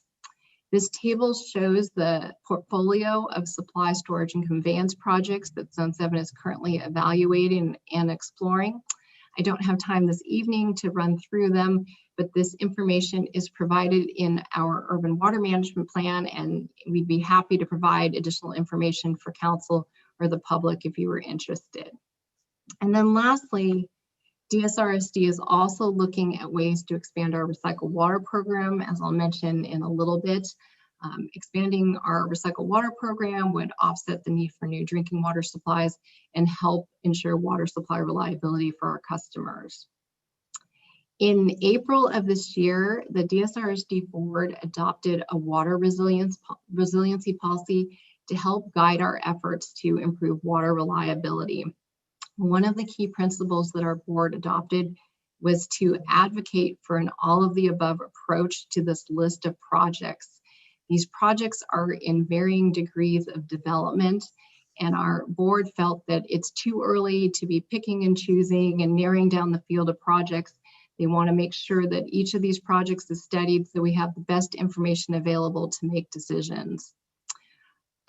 A few of the other principles that our board adopted, they want to prioritize locally available and sustainable water supplies that don't rely on the Delta for conveyance. So projects such as potable reuse or Bay Area desalination. And then we also want to see and encourage and provide support for solving the Tri-Valley's water supply problems as a region. So one of the regional efforts is the Tri-Valley Water Liaison Committee that was formed in 2014. It's comprised of 4 cities, and it includes the city of San Ramon and also 3 utility agencies, and all of these entities working together to address water supply reliability for the Tri-Valley. Between the electeds and the staff from all these agencies, the group includes roughly 40 participants. One of the key efforts that the committee looked at over the last several years was the feasibility of potable reuse, which is treating wastewater to a very high level where it would be suitable to augment drinking water supplies. And then this is just one of the options, as you saw in the previous table, that's being explored by Zone 7. A technical study was completed in May of 2018 and found that potable reuse is feasible and can meet about 7 to 15% of our build out water demands if it was implemented. And then lastly, I wanted to touch on our recycled water program. This is a program that has been implemented through a partnership with East Bay Mud. We formed this partnership in 1995 to provide irrigation water to the cities of Dublin and San Ramon. The program reuses wastewater that would otherwise be discharged to San Francisco Bay to keep our communities green. And of course, one of the key benefits is that it conserves our limited drinking water supplies. And this program also began providing recycled water to the city of Pleasanton in 2014. This has been a very successful program for DSRSD. Since the program began in about 2005, 2006, we've more than tripled our deliveries to our customers. And then last year, DSRSD recycled 40% of the flows that entered our wastewater treatment plant. And there was a stretch of days, about 50 days during the summer, where we reused every drop of wastewater that entered our plant and no wastewater was discharged to San Francisco Bay. So the program has been actually so successful that we are now out of recycled water supply during the peak summer months, and we're turning away recycled water customers, and we have paused connecting any more customers until we can identify and implement a permanent supplemental supply source for our recycled water program. So if you look in our urban water management plan for the next 20 years, we show a flat demand for recycled water. And this again reflects that we have a very limited water supply, recycled water supply, and we're looking for options to augment this program. So one of the projects that we're looking at to expand our recycled water program is the temporary project with Central Contra Costa Sanitary District, the Central Sand Diversion Project. This is a partnership where we would take a portion of sewage from Central Sand, divert it to DSRSD's collection system. This could increase our summertime wastewater or recycled water flows by as much as 10%. So this picture right here, I dropped in last night. This is a picture of Central Sand and DSRSD staff opening the bypass to begin the diversion yesterday at 9 a.m. So this is a pretty historic moment for us in terms of bringing this project online. And it's a little funny to us as well. We never thought we'd work so hard to try to divert another agency's sewage into our system. As I mentioned, this is a temporary project. It was developed under a temporary agreement with Central Sand. At this time, Central Sand is not able to commit to a long-term project since they're also evaluating a number of other recycled water projects. But we are very excited to see this project come online. So in terms of next steps, we will continue to work very closely with Zone 7 to monitor drought conditions and make adjustments to our demand management as needed. And then we'll also in parallel continue to work on efforts to explore and implement these long-term projects needed to increase water resiliency, which of course includes looking at permanent options to expand our recycled water program. And with that, I appreciate the time and the invitation to speak to you this evening. As Brian mentioned, Judy Zafadil, our Engineering Services Director, is also participating in this meeting. So between the two of us, we'd be happy to answer any questions that the council may have. Thank you, Janet. And we will have one public comment also. Let's start with Shradar. We haven't heard from him tonight. And then Scott. You're on mute, Shradar. Thank you. Thanks, Mayor Hudson. Hi, Jan. Thank you for your presentation. I'm a customer of DSRSD and also graduate from your Virtual Citizens Academy of 2020. Oh, fantastic. Yeah. Thanks for all your great services. I do receive some questions from the community regarding our DSRD services. The one frequent question I receive is about pumping charges. Is the pumping charges, is it only about the power charges, or is it include the equipment and everything? So how we can provide more details about pumping charges? Well, thank you, Councilmember Burris, for your question. I think I might punt that one over to Judy. And I didn't hear it quite. So if you could hang on, I'm going to up. I think you're going to punt it to Ed Duarte. No.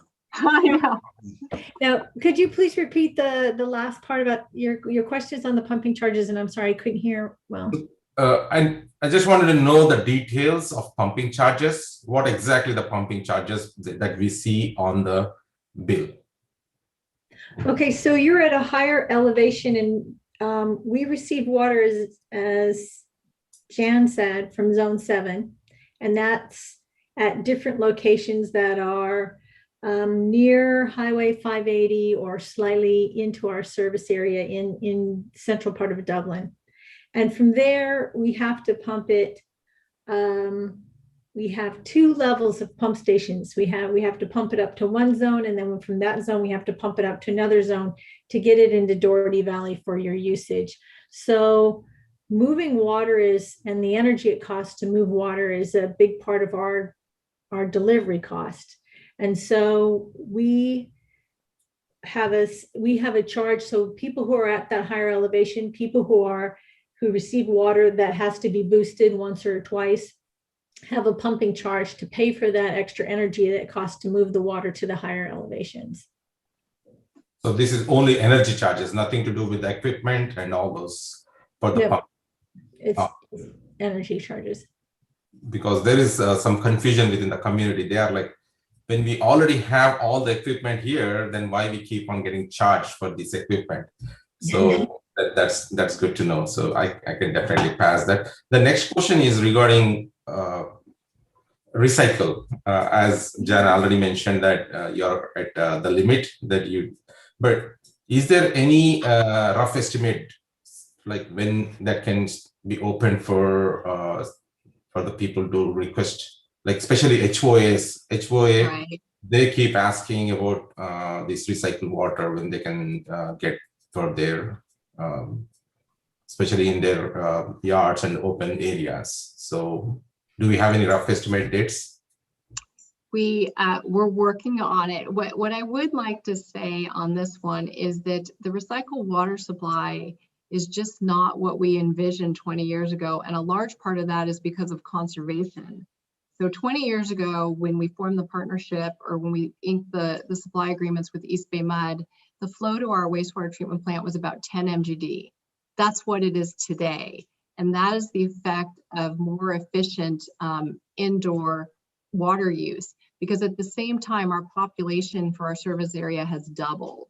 So one of the questions is how fast will that recycled water supply grow is related to how fast water usage grows, and the state at the same time is putting much more pressure on us to keep ratcheting down the indoor water use efficiency standards. So this is kind of a long way of saying that there's a lot of moving pieces, and I'm not sure when the supply would grow enough to start connecting customers. We want to make sure that we have a long-term supply before we resume connecting customers. But what we hope is that some of these potential projects that we're exploring, like the Central Sand temporary project, could kind of lay the foundation for some future more permanent efforts. Okay. My next question is regarding this fixed leaks, right? I really like AquaHawk website, and also I registered for text messages, but I came to know only after I had a leak and got a big bill. So before that, I didn't know. And also I keep seeing that during a lot of conversations within our local social media that they keep requesting, hey, do we have any equipment or that they need to use? But then I realized that you can just opt in as a text message alerts. But looks like there is a lack of information or education within the community. If you can add that as part of your or updates in the social network, that will be great help. Okay. That can help big time.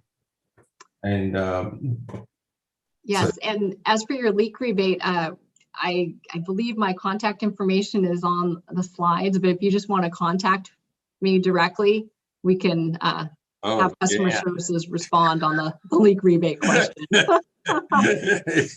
No, Jan. No? Okay. You good, Sridhar? The final one is about this increase in charges from the July, right? There is going to be increase in charges. I just want everybody to hear out why there is going to be increase in charges from July 1st. I see that on my bill that from this July, there will be increase in the charges. So it looks like annual increment that you do. I think you may be talking about the Doherty Valley assessment. Is that? Doherty Valley. I'm looking at my bill as we speak. So I see at the bottom that DSRSD wastewater service charges will increase on July 1st, 2021. Wastewater services. Okay. So is it like a yearly process that you do, or is there any specific reason that you're doing? Jan, maybe I could start. So when we set, I'm trying to remember when we do rate studies about every 5 years. And when we do them, we set, here's the rate to meet our current costs. We make an assumption that there's going to be, costs with inflation. So what we do is when we approve the rates, our board also approves an increasing of the rates for CPI. So for inflation, essentially. And then staff has, so we let the public know, here's our rates. They could be increased for inflation. Then every year we look and see whether we need to increase them for inflation or not. So it doesn't happen necessarily every year, but it can happen. And if we feel like it's needed to meet our costs. Thank you. That's pretty much my questions. Scott and Sabina. Scott? Oh, thank you. Scott. I just wanted to comment that the recycle to potable, that turns a lot of people off, but I think they don't quite understand the technology, and they don't understand that if you live in the Midwest and you live near a major river, chances are you're using the water from the town upstream, because every town along a river will draw water out of that river, and then their treatment plant, after it's been treated, puts that water back into the river. And so in effect, if you're down in St. Louis, you are drinking Minneapolis water. And a lot of people, I don't think, quite understand that. It's or also Chicago when they reversed it. then there's also the fact that U.S. submarines have been doing this since 1950 something, when the first nuclear power submarines were put to sea, and they don't come back in to refill with fresh water. And of course, the International Space Station. So the technology is there to make this stuff not only potable and drinkable, but actually tastes pretty good. So I hope that you are successful in the future. But if you don't have any excess water to be treated, I guess you can pump it into the ground during those months where you do have excess. Yeah. So there comes a time during December, January, February when you've got excess water, but hopefully that can be a process that you can make use of, and that we don't have to waste that water. And I know people go, tap, toilet to tap just doesn't sound right, but it's doable. And if you want a commercial with somebody drinking that stuff, I'll be part of your commercial. I will write that down. Thank you, Vice Mayor Perkins. And I'd just like to add, when I said 7 to 15% of our supply, the reason for the range is when we looked at that study through the Tri-Valley Liaison Committee, it was a regional study that involved the city of Livermore, who also has a wastewater treatment plant and looking at recycled water. So the concept is that it would be a regional project, and they could provide some of those base flows during the summer months. Yeah. Okay, great. Thank you so much. Thanks for your presentation. It's very, very helpful. Members of Farther than Armstrong. Thank you, Jan, for the presentation, and Judy for answering some of those questions. And I live in the East Bay Mud area, but I have lived in the Zone 7 / Dublin San Ramon district as well for 10 years. One of the questions I get asked a lot by some of my friends are, is it hard water coming from Dublin San Ramon, and do they need to add water softeners for that? The answer, since you've lived in both service areas, is yes. Zone 7's water supply is quite, I gotta watch myself, is harder than East Bay Mud supply. And part of the reason is because Zone 7's water supply sources include pumping from the groundwater basin, which has like higher mineral content. So one of the projects that Zone 7 implemented, oh gosh, Judy might correct me on this date, is 2009, is the Mocho demineralization project, which basically demineralizes groundwater to lower the hardness and the TDS that you're talking about. However, the byproduct of it, or there's a concentrator or reject, only about 80% of that water is recovered. So when we get into a drought condition, Zone 7 minimizes or doesn't operate that facility because now we're in a mode of trying to maximize supply. So you may see harder water during droughts.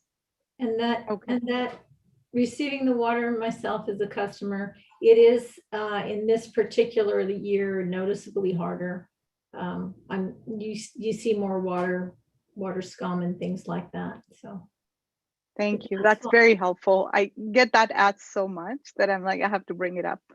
I also wanted to thank two of our residents for being on your board.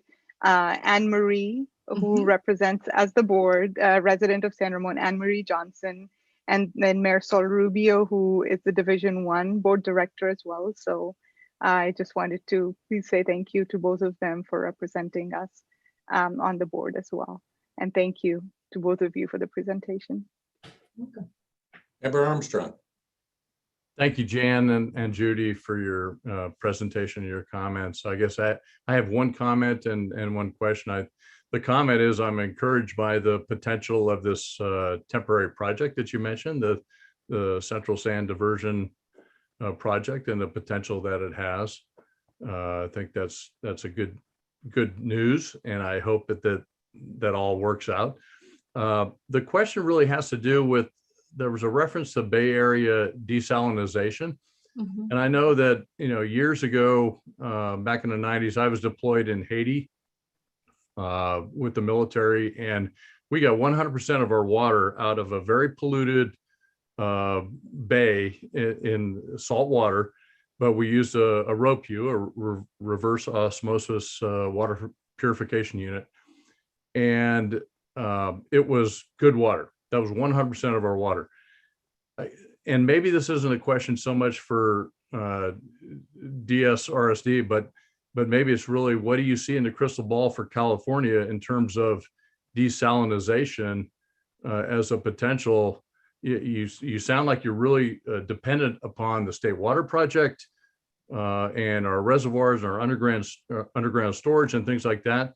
But what's out there in the future for desalinization on a large scale, so that we don't have to wait until the next drought to start thinking about this stuff, that we can do something about it now? I would say that desalination, as you know, energy desalination technology has improved quite a bit over time to make desalination more feasible. Zone 7 in their urban water management plan, which feeds into DSRSD's, one of the projects they've identified is either potable reuse or desalination. So that is definitely something they're exploring with the other agencies.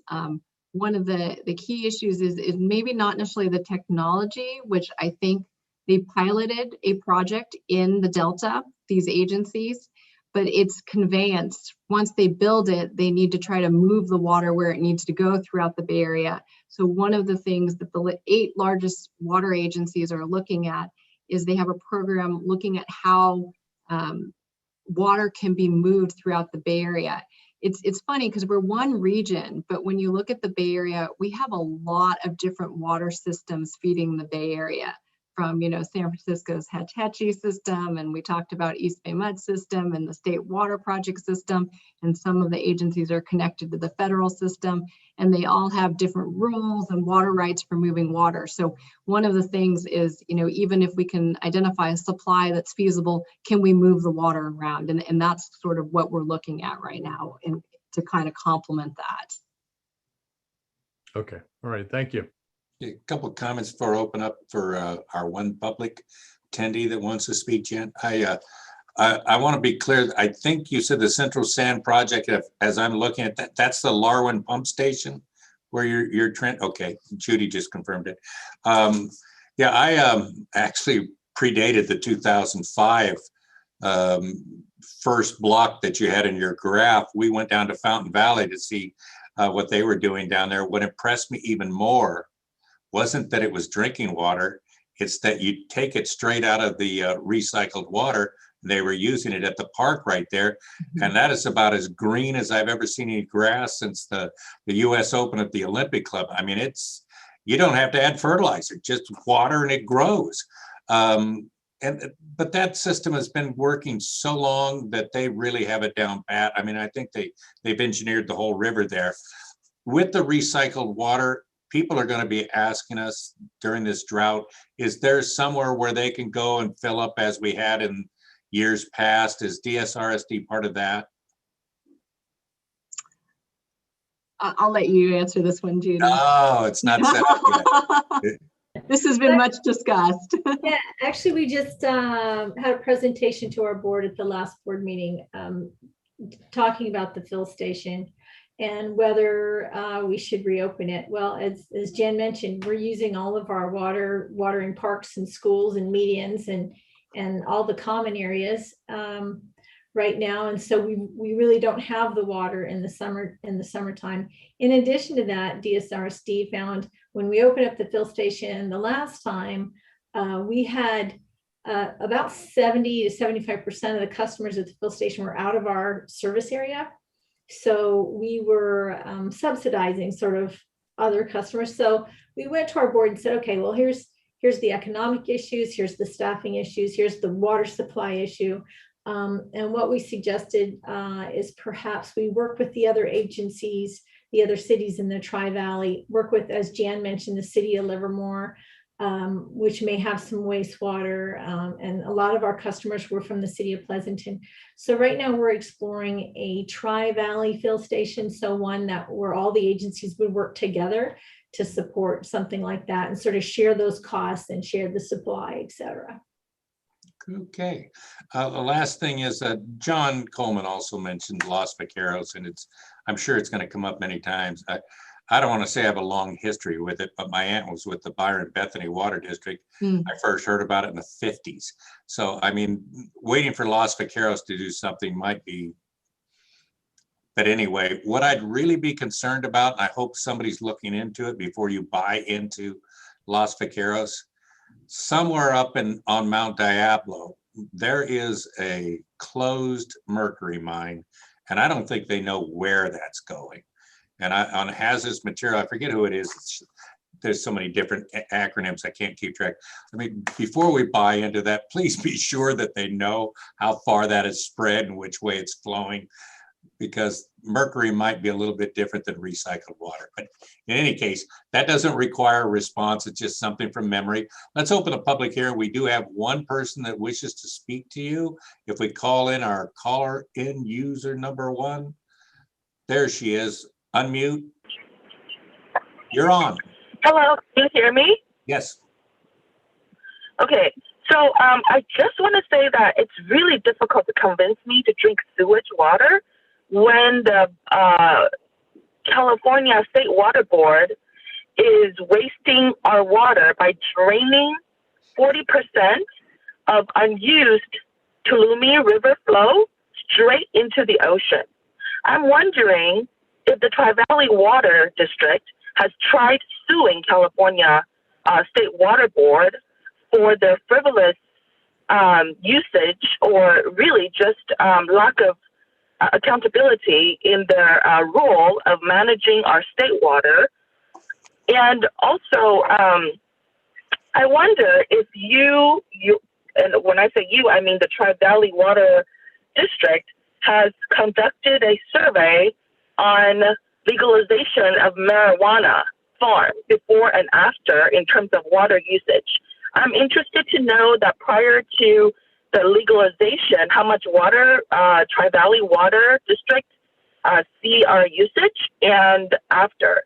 Then we will know if these farm industry, particularly marijuana in our district, how much water they take up. I also want to say that if you live in the Doherty Valley area like me, which I think you guys call it District 7, water softener is definitely necessary. But then I'm wondering, why is it that if you, or when I say you, I mean the Tri-Valley Water District, is concerned about water conservation, don't you think that water softener is actually working against water conservation? Because water softener requires a drainage of water that was taken up and filtered by salt. So I really don't understand your philosophy of water management really in this state. First of all, the easiest thing that we can do is to properly secure every water resource that we have. And draining 40% is dumb.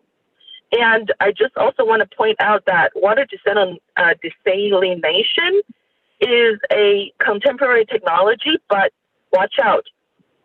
Communist China is very much vested in this technology. I know that they were in a bid in Israel, and Israel heavily depends on desalinated water. So you can sort of see, if we go that route, how much Chinese communist business we will be giving our, resource to. So we're making them rich, not us rich. I really would just like you guys to please do your due diligence. Conserve water at your end first. Don't tell me to conserve water. I'm a little tiny fish. You are the big whale. You need to do your job. Then you don't need to tell me, the little fish, to drink the sewage water. Thank you. Okay, yeah, the 40%, I don't think you have to comment on, Janely. That's federal or state. That the environmentalists are never going to back off of that number. Just like 40% to farming. I mean, it's there. We only have about 11% we can deal with. I'm not sure if there's anything in there that you would comment on. I would just leave it this before we accept the report and you have the last word on it. My real concern isn't anything that we've heard here tonight. If we have another fire season like we've had in the last couple, I don't know where they're going to get the water to put that out.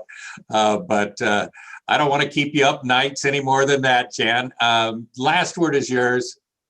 If you have any last few words for us.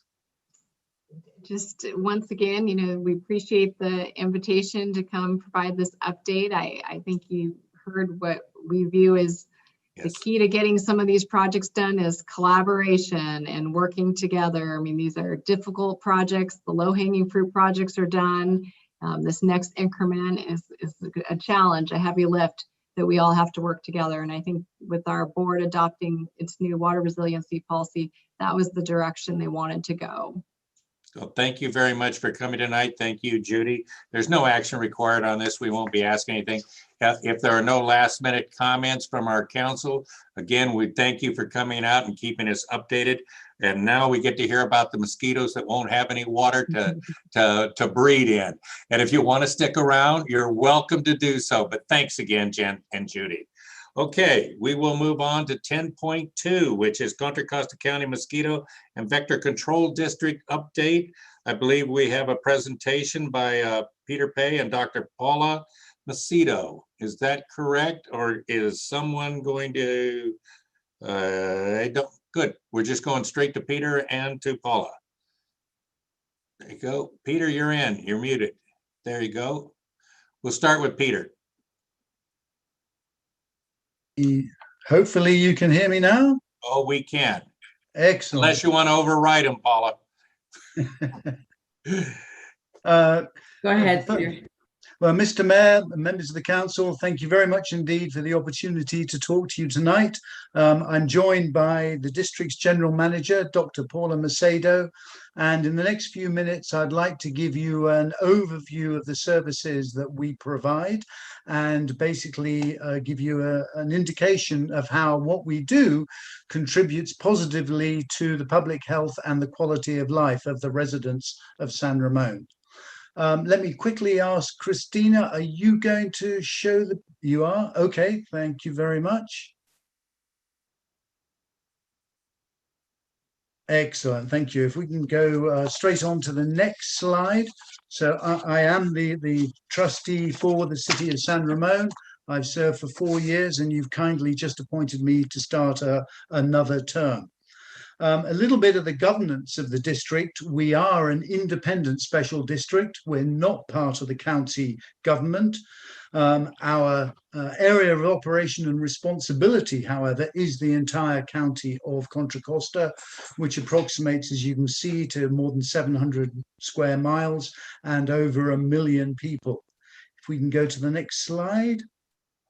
The name of the district basically tells you what we do and what our business is. We are here to basically control mosquitoes and vectors. Vectors being an insect or animal that can transmit disease or cause discomfort. There are many, many vectors.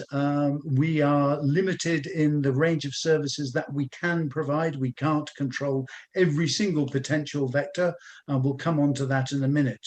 Our governance is through a board of trustees that represent the cities and the county at large. And I am one of 22 members of the board of trustees. So Paula does have to herd a fairly large bunch of trustee cats. I'd imagine she would equate it to herding cats. But it's a good board with a lot of good experience on and a big variety of experience. We can move on. Thanks very much. So basically, we are in the business of public health. We are a public health agency, and we're protecting the entire county from mosquitoes and a number of other vectors, which we will talk about in a minute. Next slide, if you'd be so kind, Christina. How we go about our business is through an integrated vector management strategy. And as you can see, ecosystem, focusing on long-term prevention. There are a number of factors that we are basically dealing with. Christina, next, push it one more time. Thank you. So a variety of control techniques, biological, physical, chemical, which we use to the minimum extent necessary. But probably one of the most important aspects of what the district does is actually the last penultimate bullet point, and that's surveillance. There is a very active program of surveillance throughout the county, so we get the earliest possible warning of where the vectors are and where the threats to public health exist. Public education is a very important part of what we do. The district tries to get the message out because the individual resident can do an enormous amount to basically help the community at large. As Mayor Hudson was saying, the water shortage, you would think, would actually help cut down on mosquitoes. But the tiny amount of standing water that mosquitoes need actually to breed and cause a nuisance, it can be just a leaking hose pipe. So public education is a very important part of what we do. The control methods that we have summarized on that slide, the biological control includes the use of mosquito fish, which are ideal for such situations as neglected pools, which could actually be a real problem to an entire neighborhood. In the realm of physical control and vegetation management, we are going round those known problem areas and actually clearing vegetation, opening up water courses so water can flow. Mosquitoes need standing water. So physical control measures can keep what water there is flowing and minimize the risk of mosquitoes. We have chemical control agencies, chemical control agents, pesticides that we apply when appropriate.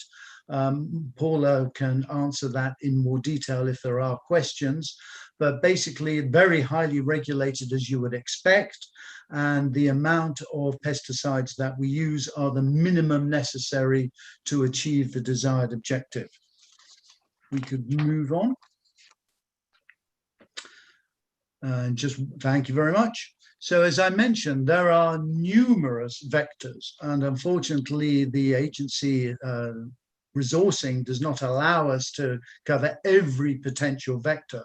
So what you see on screen are the main services that we are providing to the residents of the county and of course to the city as well.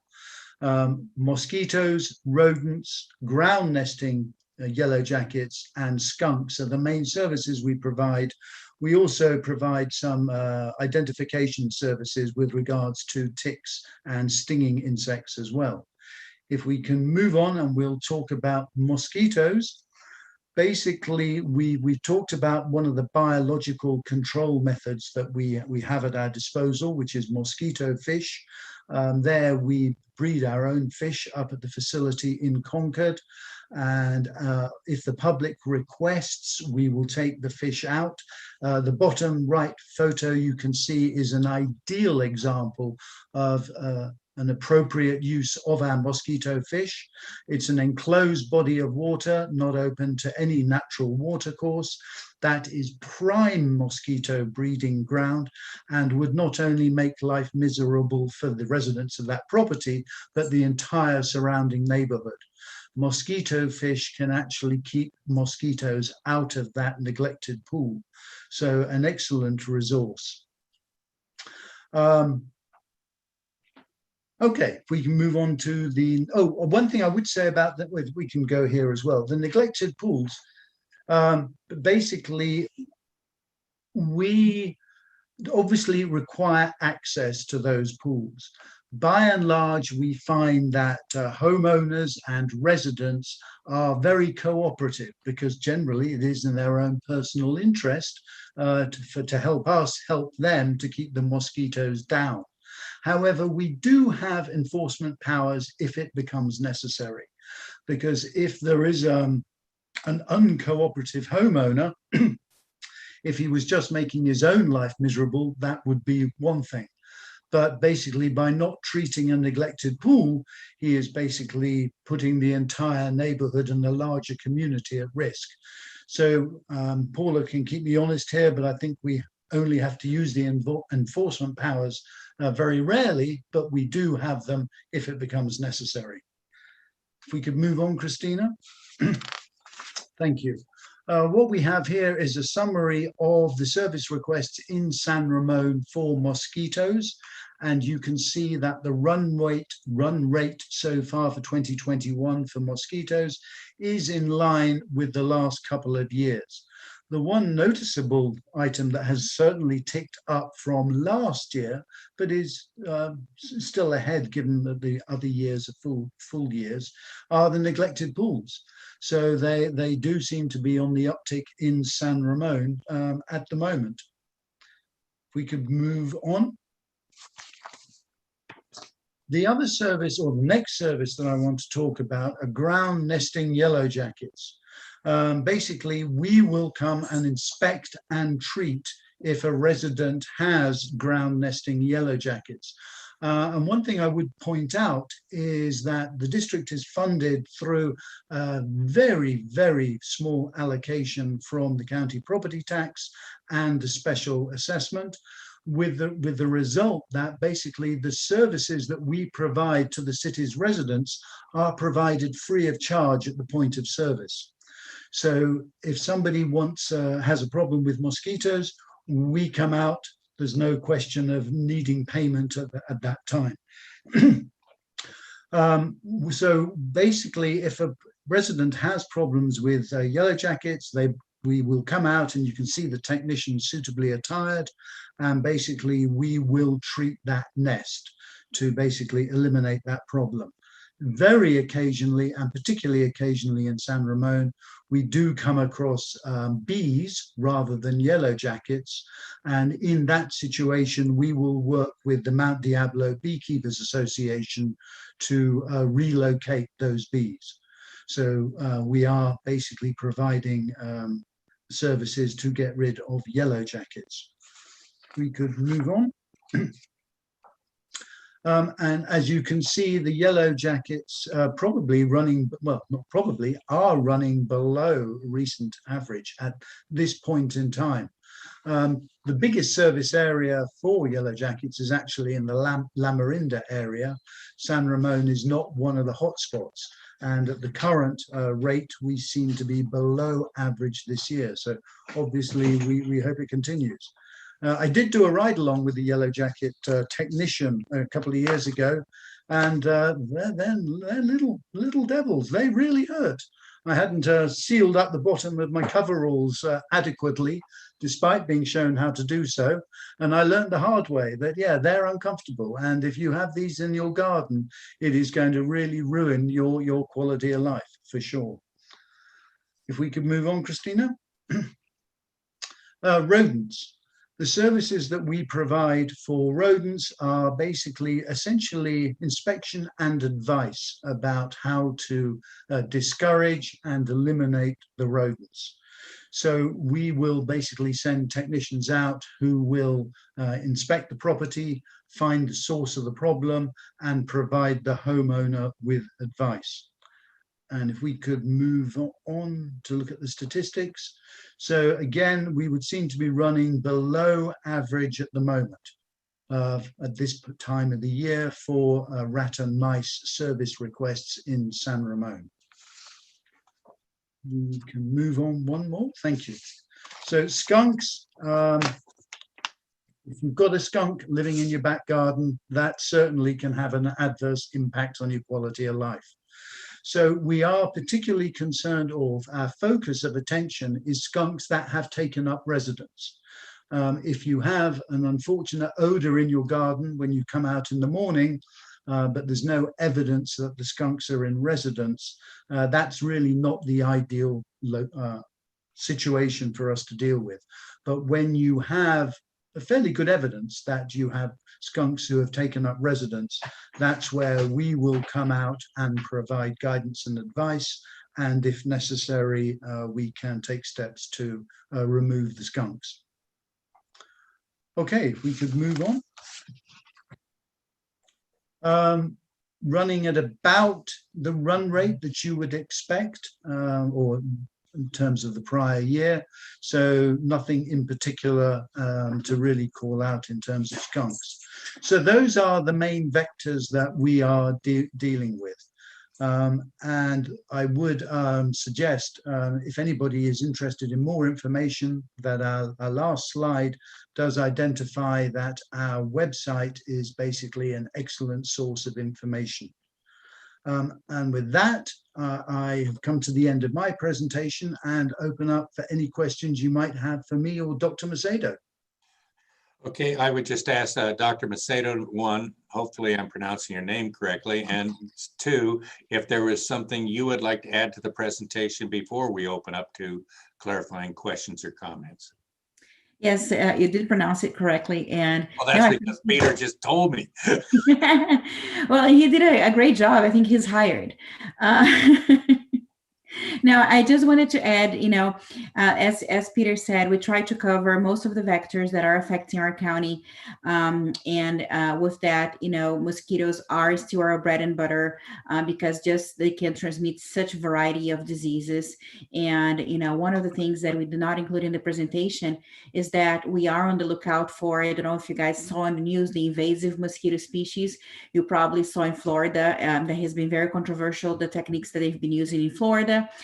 Those mosquitoes, we don't want them here. You know, they can transmit dengue, chikungunya, Zika, and, you know, we don't currently have them here, or should I say we haven't found them, but they are on the move, and they have been found in Sacramento County, you know, as close to us as Ileton, Stockton, and Tulare County and other areas. So it's pretty much possible that we will find them here.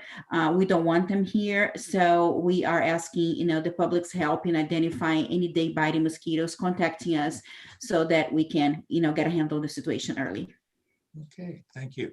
Any questions or comments for our presenters before I open up to the attendees? We have three. Let's go four. Okay, Sabina, you're last, so you can go first.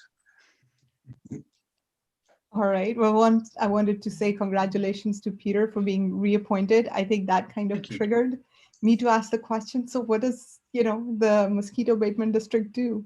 And I really appreciate the presentation. It's been very fascinating and very informative at the same time. And, you know, if you've been bitten by a mosquito, you've traveled to Costa Rica or, you know, some countries where it is a norm and you have to carry one of those repellents with you. It's a nuisance for the quality of life. And like Dr. Mosquito mentioned, some of, you know, deadly diseases come out of mosquitoes as well. So proactively doing something which sometimes we don't even pay attention to because it really doesn't exist or bother us. Just kudos for that, and I really appreciate the great presentation. Thank you so much. Okay, Councilmember Burrows. Thank you for great presentation. So the first time when I came, how I came to know about this vector and mosquito is on my property tax bill. And I saw that's how I found out, oh, there is something like this, right? There is a phone number there, but then I didn't know that you have such a fantastic website where you can go and enter, like if you have a service request, you can go there and submit the service request. So that's, I'm sure like pretty much majority of the residents don't have any idea about it. I keep at least getting requests or comments about these issues that they face with vectors, especially like rodents and mosquitoes. Nowadays, like especially in Dotty Valley, I don't know about the other places, but Dotty Valley nowadays it became pretty popular topic about mosquitoes. So I think we need to start educate our residents about the availability of your website. Maybe you should replace that phone number on the property tax bill with your website address. That may help. So that residents can go directly to the website rather than calling the council members or to find out why they're seeing all these mosquitoes or rodents. One question I have is when we talk about rodents, one of the region within the Dotty Valley, they have a huge problem with squirrels. Is the squirrels also come into your domain, controlling squirrels? No, no, for that you'd have to go under animal control or wildlife management. Okay, cool. Or you can call their council member. To trap those squirrels. Okay. They're so cute. Was that it, Veronica? Shuradar? No, this is like questions that come from the community. So I'm not saying that we should trap them, but we should at least stop them. You know, the holes, when they asked me to visit their homes, I was shocked. The tunnels that they are digging under their homes, it's pretty scary. Anyway, so thanks once again for keeping us safe and protecting us from all those dangerous diseases that we can get from these mosquitoes. And like as I mentioned once again, like we need to definitely work on how we can educate our community about your great website. But one thing I would advise on the website is about your latitude and longitude. That's not like pretty intuitive. Maybe you need to put small text there saying that you can select it from the map. So that can help. We are just working, we just changed our software that actually works with that public interface of the website service request. And that's exactly what we told them, is that it shows as a required field, but it's not really required because once you enter the address, it populates.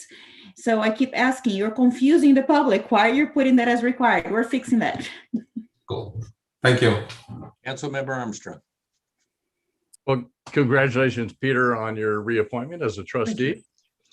I was glad to hear your shout out to the Mount Diablo Beekeepers Association. I'm a member of that association. I'm a hobby beekeeper, and I have captured many swarms this year in the East Bay and across the Bay Area. It's a lot of fun doing that. My question, I guess, is what association do you have with the Contra Costa County Ag Commissioner? They do some management of hobby beekeepers and other just beekeepers in general, in terms of managing where the hives are and things like that, the different colonies. You talked about independent, or you talked about integrated vector management. We have a thing called integrated pest management, and it has to do with the varroa mites. And do you have any kind of coordination with the Ag Commissioner on the varroa mite problem because of its huge impact on our pollinators, our bee populations, with respect to deformed wing virus and parasitic mite syndrome, and all that leads to the colony collapse disorder that we all hear so much about. So is there kind of an association between your district and the Ag Commissioner? You want me All to right. take that, Yes, Peter? I'll have to leave Sure. that to you. So we do work with the Ag Commissioner. We are actually inspected by them every year, and because of our pesticide applications, and we do work with them with the provision of the list of the beekeepers that we keep in our database. So whenever we have to do a pesticide intervention, we take all precautions to avoid sites with bees. If it is an adulticide application to target adult mosquitoes, we do it at a time where bees are not out, which is usually, after the sun goes down, so that to minimize the impact to pollinators. We do understand that on those very warm days, and now I speak from experience, way back when I was in school, I did my master's with honeybees. I actually worked with varroa mites, so that's an area that I'm very familiar with, and we do try to minimize the impact. Very warm days, the bees have that behavior. They're going to be outside of the hive and fanning the hive, and that may still affect some of them. But in terms of population numbers, we'll try to minimize that as much as possible. In terms of varroa mites, no, we do not work with the Ag Commissioner with that, but I do get a lot of questions on varroa just because of my area of expertise from when I was working with resistance to fluvalinate in varroa mites. And you should look at powdered sugar on how to evaluate your colony with powdered sugar. I came up with that technique many years ago. So we do answer questions on that. Well, thank you, because it's really important. I know there's a lot of beekeepers that are concerned about when there's mosquito abatement issues and things like that, spraying. They need to be alerted that that's going to take place, and so that they can adequately protect their colonies when the spraying is taking place. So thank you for all that you do. Thank you. Vice Mayor Perkins? Yes, Doctor, just could you give us a 1-minute tutorial on the surveillance activities that you conduct around the county? Sure. So we have a lab, and usually our laboratory technicians and our vector ecologists, they go out and they set traps for mosquitoes, and they set traps throughout the county looking for mosquitoes. We have a couple of different types of trapping. We have a trap that we can just put in somebody's residence, and we can leave that for the entire week and go pick up the sample. And that gives us an idea of the population distribution and if it's increasing or decreasing per mosquito species. And we do have the trap that we collect mosquitoes overnight so that we can test them for virus. So we test them for West Nile virus, St. Louis encephalitis, and Western equine encephalomyelitis. Those are the three main ones right now, West Nile virus being the top one. And we do test mosquitoes from all over the county. We also have surveillance with using chickens. We have sentinel chickens in 5 locations in the county. Chickens are very good surveillance for West Nile because mosquitoes can bite the chickens, transmit the virus, but the chickens don't get sick. So we can actually collect blood from the chickens and test for antibodies, and they will show us very localized, West Nile virus activity. We also, very important to our program, it's our dead bird surveillance. We ask the public to report dead birds because usually that's the first indication of West Nile virus in an area. Just this last year, we had one on the very border between San Ramon and Alameda County there. And, there was this dispute. Did it come from San Ramon and flew into the other county, or was it our bird? But, it is usually the first indication of our virus activity in an area. So the public reports, we pick up the bird, we collect the sample, and we test. So those are usually, the types of surveillance that we do. We also do larval surveillance where the technicians collect the mosquitoes in the water. And when we talk about IVM or IPM, most of our treatments go into the water, which is more effective to treat mosquitoes before they fly off. Once they fly off, the only thing that we can do to kill them is to apply adulticides or pesticides in the air. One other question, do you find that the West Nile virus is getting worse over the last, say, 5 years, or is it getting better, or is it stable, or what is your view of West Nile virus in the county? I think it has stabilized, but a very big concern that we have is complacency. I think that we have less reporting going on, and we also have less especially this past year with the pandemic. It was very hard to have health services following up on cases of West Nile because it was so far off everybody's radar that there was a concern that we were not getting notification or that not all the cases of West Nile virus were being tested. We do work with the medical community through CDPH, California Department of Public Health, because we have heard that a lot of the times doctors, it's not on doctors' radar. And even when you say, hey, can it be West Nile virus? Can I be bitten by a mosquito? Oh, don't worry about it. And they don't get tested. We work with them to make sure that it is being tested. From the doctor's point of view, they are right. If it's an encephalitis or a meningitis, it doesn't matter if it was a mosquito that bit the person, they have to treat the meningitis. But for us, we need to know because we need to protect the rest of the population around, right? So it's that constant battle of information. But I think it has stabilized for now. Thank you very much. We have one member of the public who wishes to speak. Public comments open. Let's caller in user 1. And we can hear you as soon as you unmute. But you have to unmute. We can hear you. Hi, can you hear me? Yes. Okay, so I just want to say thank you to this department. It makes our trail walks very pleasant, and I have seen them out there right next to there's like a water, we call it the water hole, sort of like in a little rectangular area between Japonica and Bollinger Canyon. So just want to say thank you. Okay, that's all. Thank you. Thank you. Anyone else on public comment? I don't see any blue hands, so we will close the public comment. Thank you once again, Peter. Dr. Paula Mosquito, did I pronounce that right? Yes.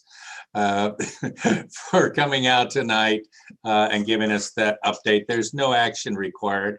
But if you would like to stick around after your item, we have the very exciting city manager comments coming up next. So once again, thank you for being out here. Let's go through city manager comments. Public comments will take 5 right before we go into the closed session. So city manager report. I actually have nothing for the council at this time. My gosh. You are the city manager. All right, we're on the public comment. Now's the time to discuss anything that is not on the agenda. In other words, if you have not previously spoken under public comment, please use the raise your hand feature on Zoom or dial 9 on your telephone. But when it is your turn to talk and we will call upon your name if provided. Remarks are limited to 3 per person, minutes. And a clock will be running on the Zoom screen. Call in user number 1. Is this your second turn or your first one?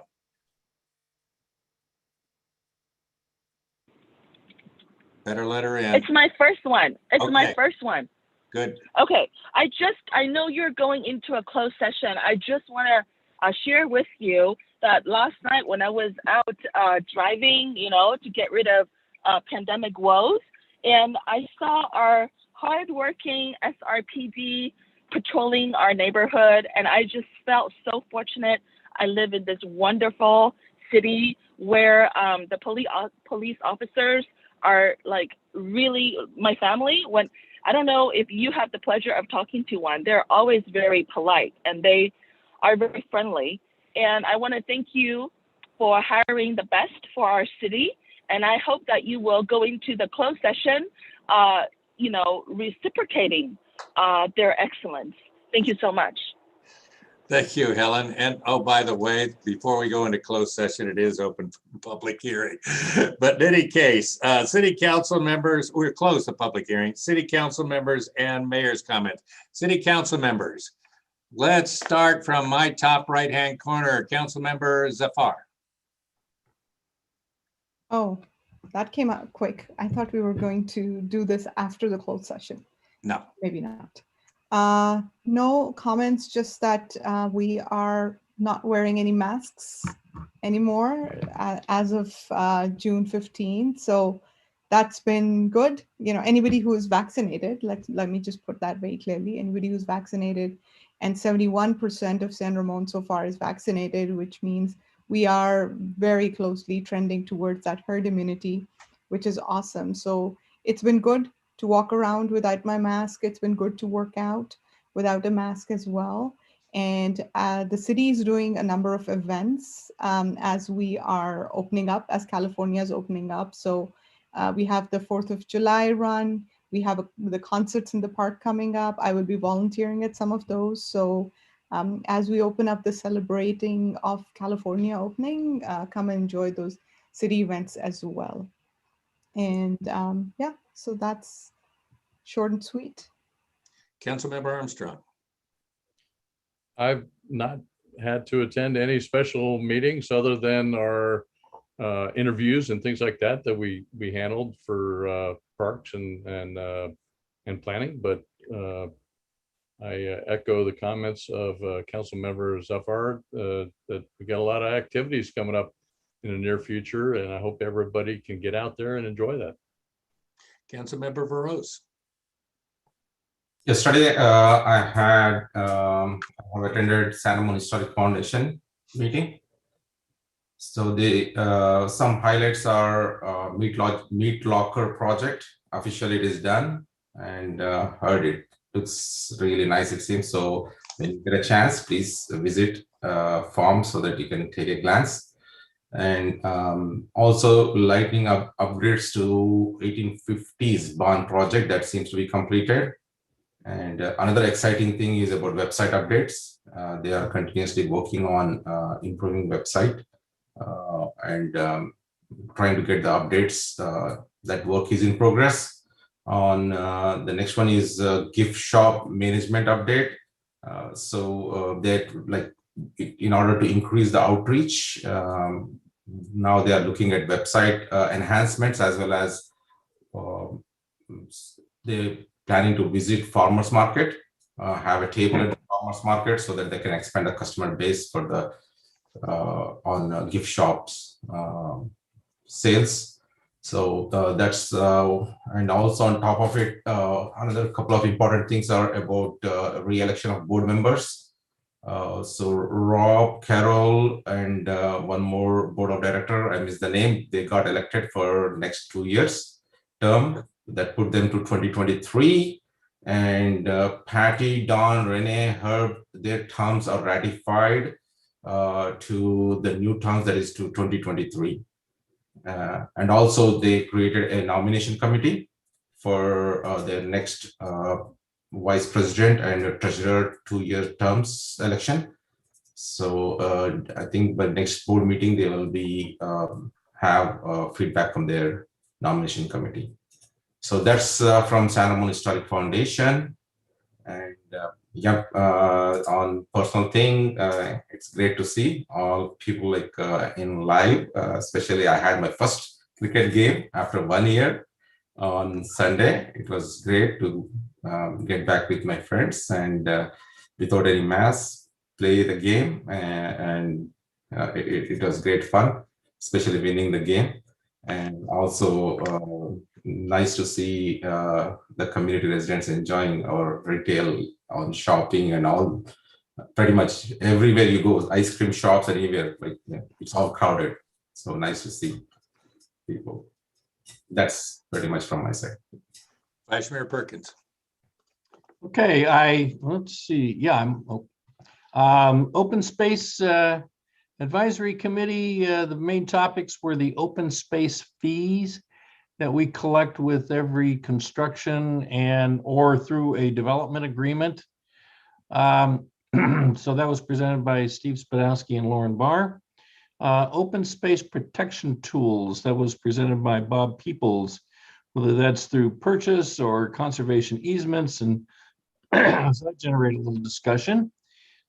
We have the Open Spatial Hiking app, and it's being used more and more. In fact, according to their company records, we're one of the premier users, and people that have been doing our sponsored hikes have been signing up for it, and others that are going out using it. So it's been a big hit, and it's growing by the week.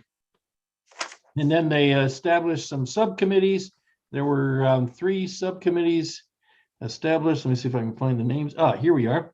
Protection and Preservation Subcommittee, Trails and Connectivity, and Outreach and Education. So the chairman appointed 3 members to those 3 committees, and they'll be meeting in the future. I also attended the Library Foundation, not the Library Advisory Committee, but the Library Foundation. They passed their budget, and then they discussed, instead of having 6 jazz concerts in the fall, that they and they weren't going to do any this fall. This fall is just a little too early for them. So they're looking at doing 3 in the spring and 3 in the fall. And what did the committee think about that? So they're thinking about how to do that. And then they're also very interested in what's going to happen out at Dougherty Station Community Center upgrades, and what's Maria and her happy bunch are going to be working with Kathy and her happy bunch to develop a plan for the Dougherty Station Community Center upgrade, much as we did the community center at Costa and Bollinger, and we did the senior center and community center at Costa. So it's the Dougherty Station's turn, and they're interested in what's going to happen in the library, and they hope to be part of that. And they're looking for an opportunity to enhance the project or participate in the project as well. So that's my report. Thank you very much. Okay, Mayor has no comments at this time. Item 14.1, convene to close session pursuant to Government Code 54957.6 for City Council to meet with city negotiators, Martin License, Maria Ferner, and Sarah Monastis concerning labor negotiations with the San Ramon Police Officers Association. And 14.2, convene to close session pursuant to Government Code 54957.6 for City Council to meet with city negotiators, same Martin License, Maria Ferner, and Sarah Monastis for discussions regarding unrepresented miscellaneous employees' salary and benefits for fiscal year 2021-2022. Public comment is open. If anyone from the public would like to speak before the council convenes to close session. Seeing 7 people here, no hands raised. We will close the public comment, and we will take 5 minutes before we meet in the closed session. Correct me if I'm wrong, Stephen, that's a separate link. We got to get out of this and go back, then we come back afterwards, correct? Correct. I just sent you the link copy again. Okay, so you got 5 minutes to do what you need to do before we get in there.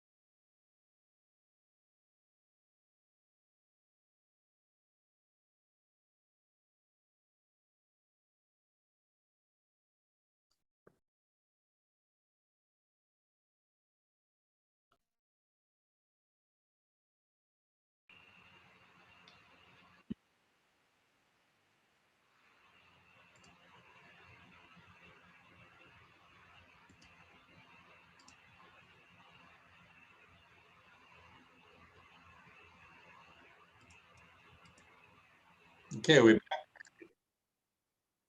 this mean we're on? Okay. City Council met and convened in closed session earlier this evening pursuant to Government Code 54-957.6 to meet with our city negotiators, Martin License, Maria Ferner, and Sarah Monastis concerning labor negotiations with San Ramon Police Officers Association. And we gave direction to our negotiators. 14.2.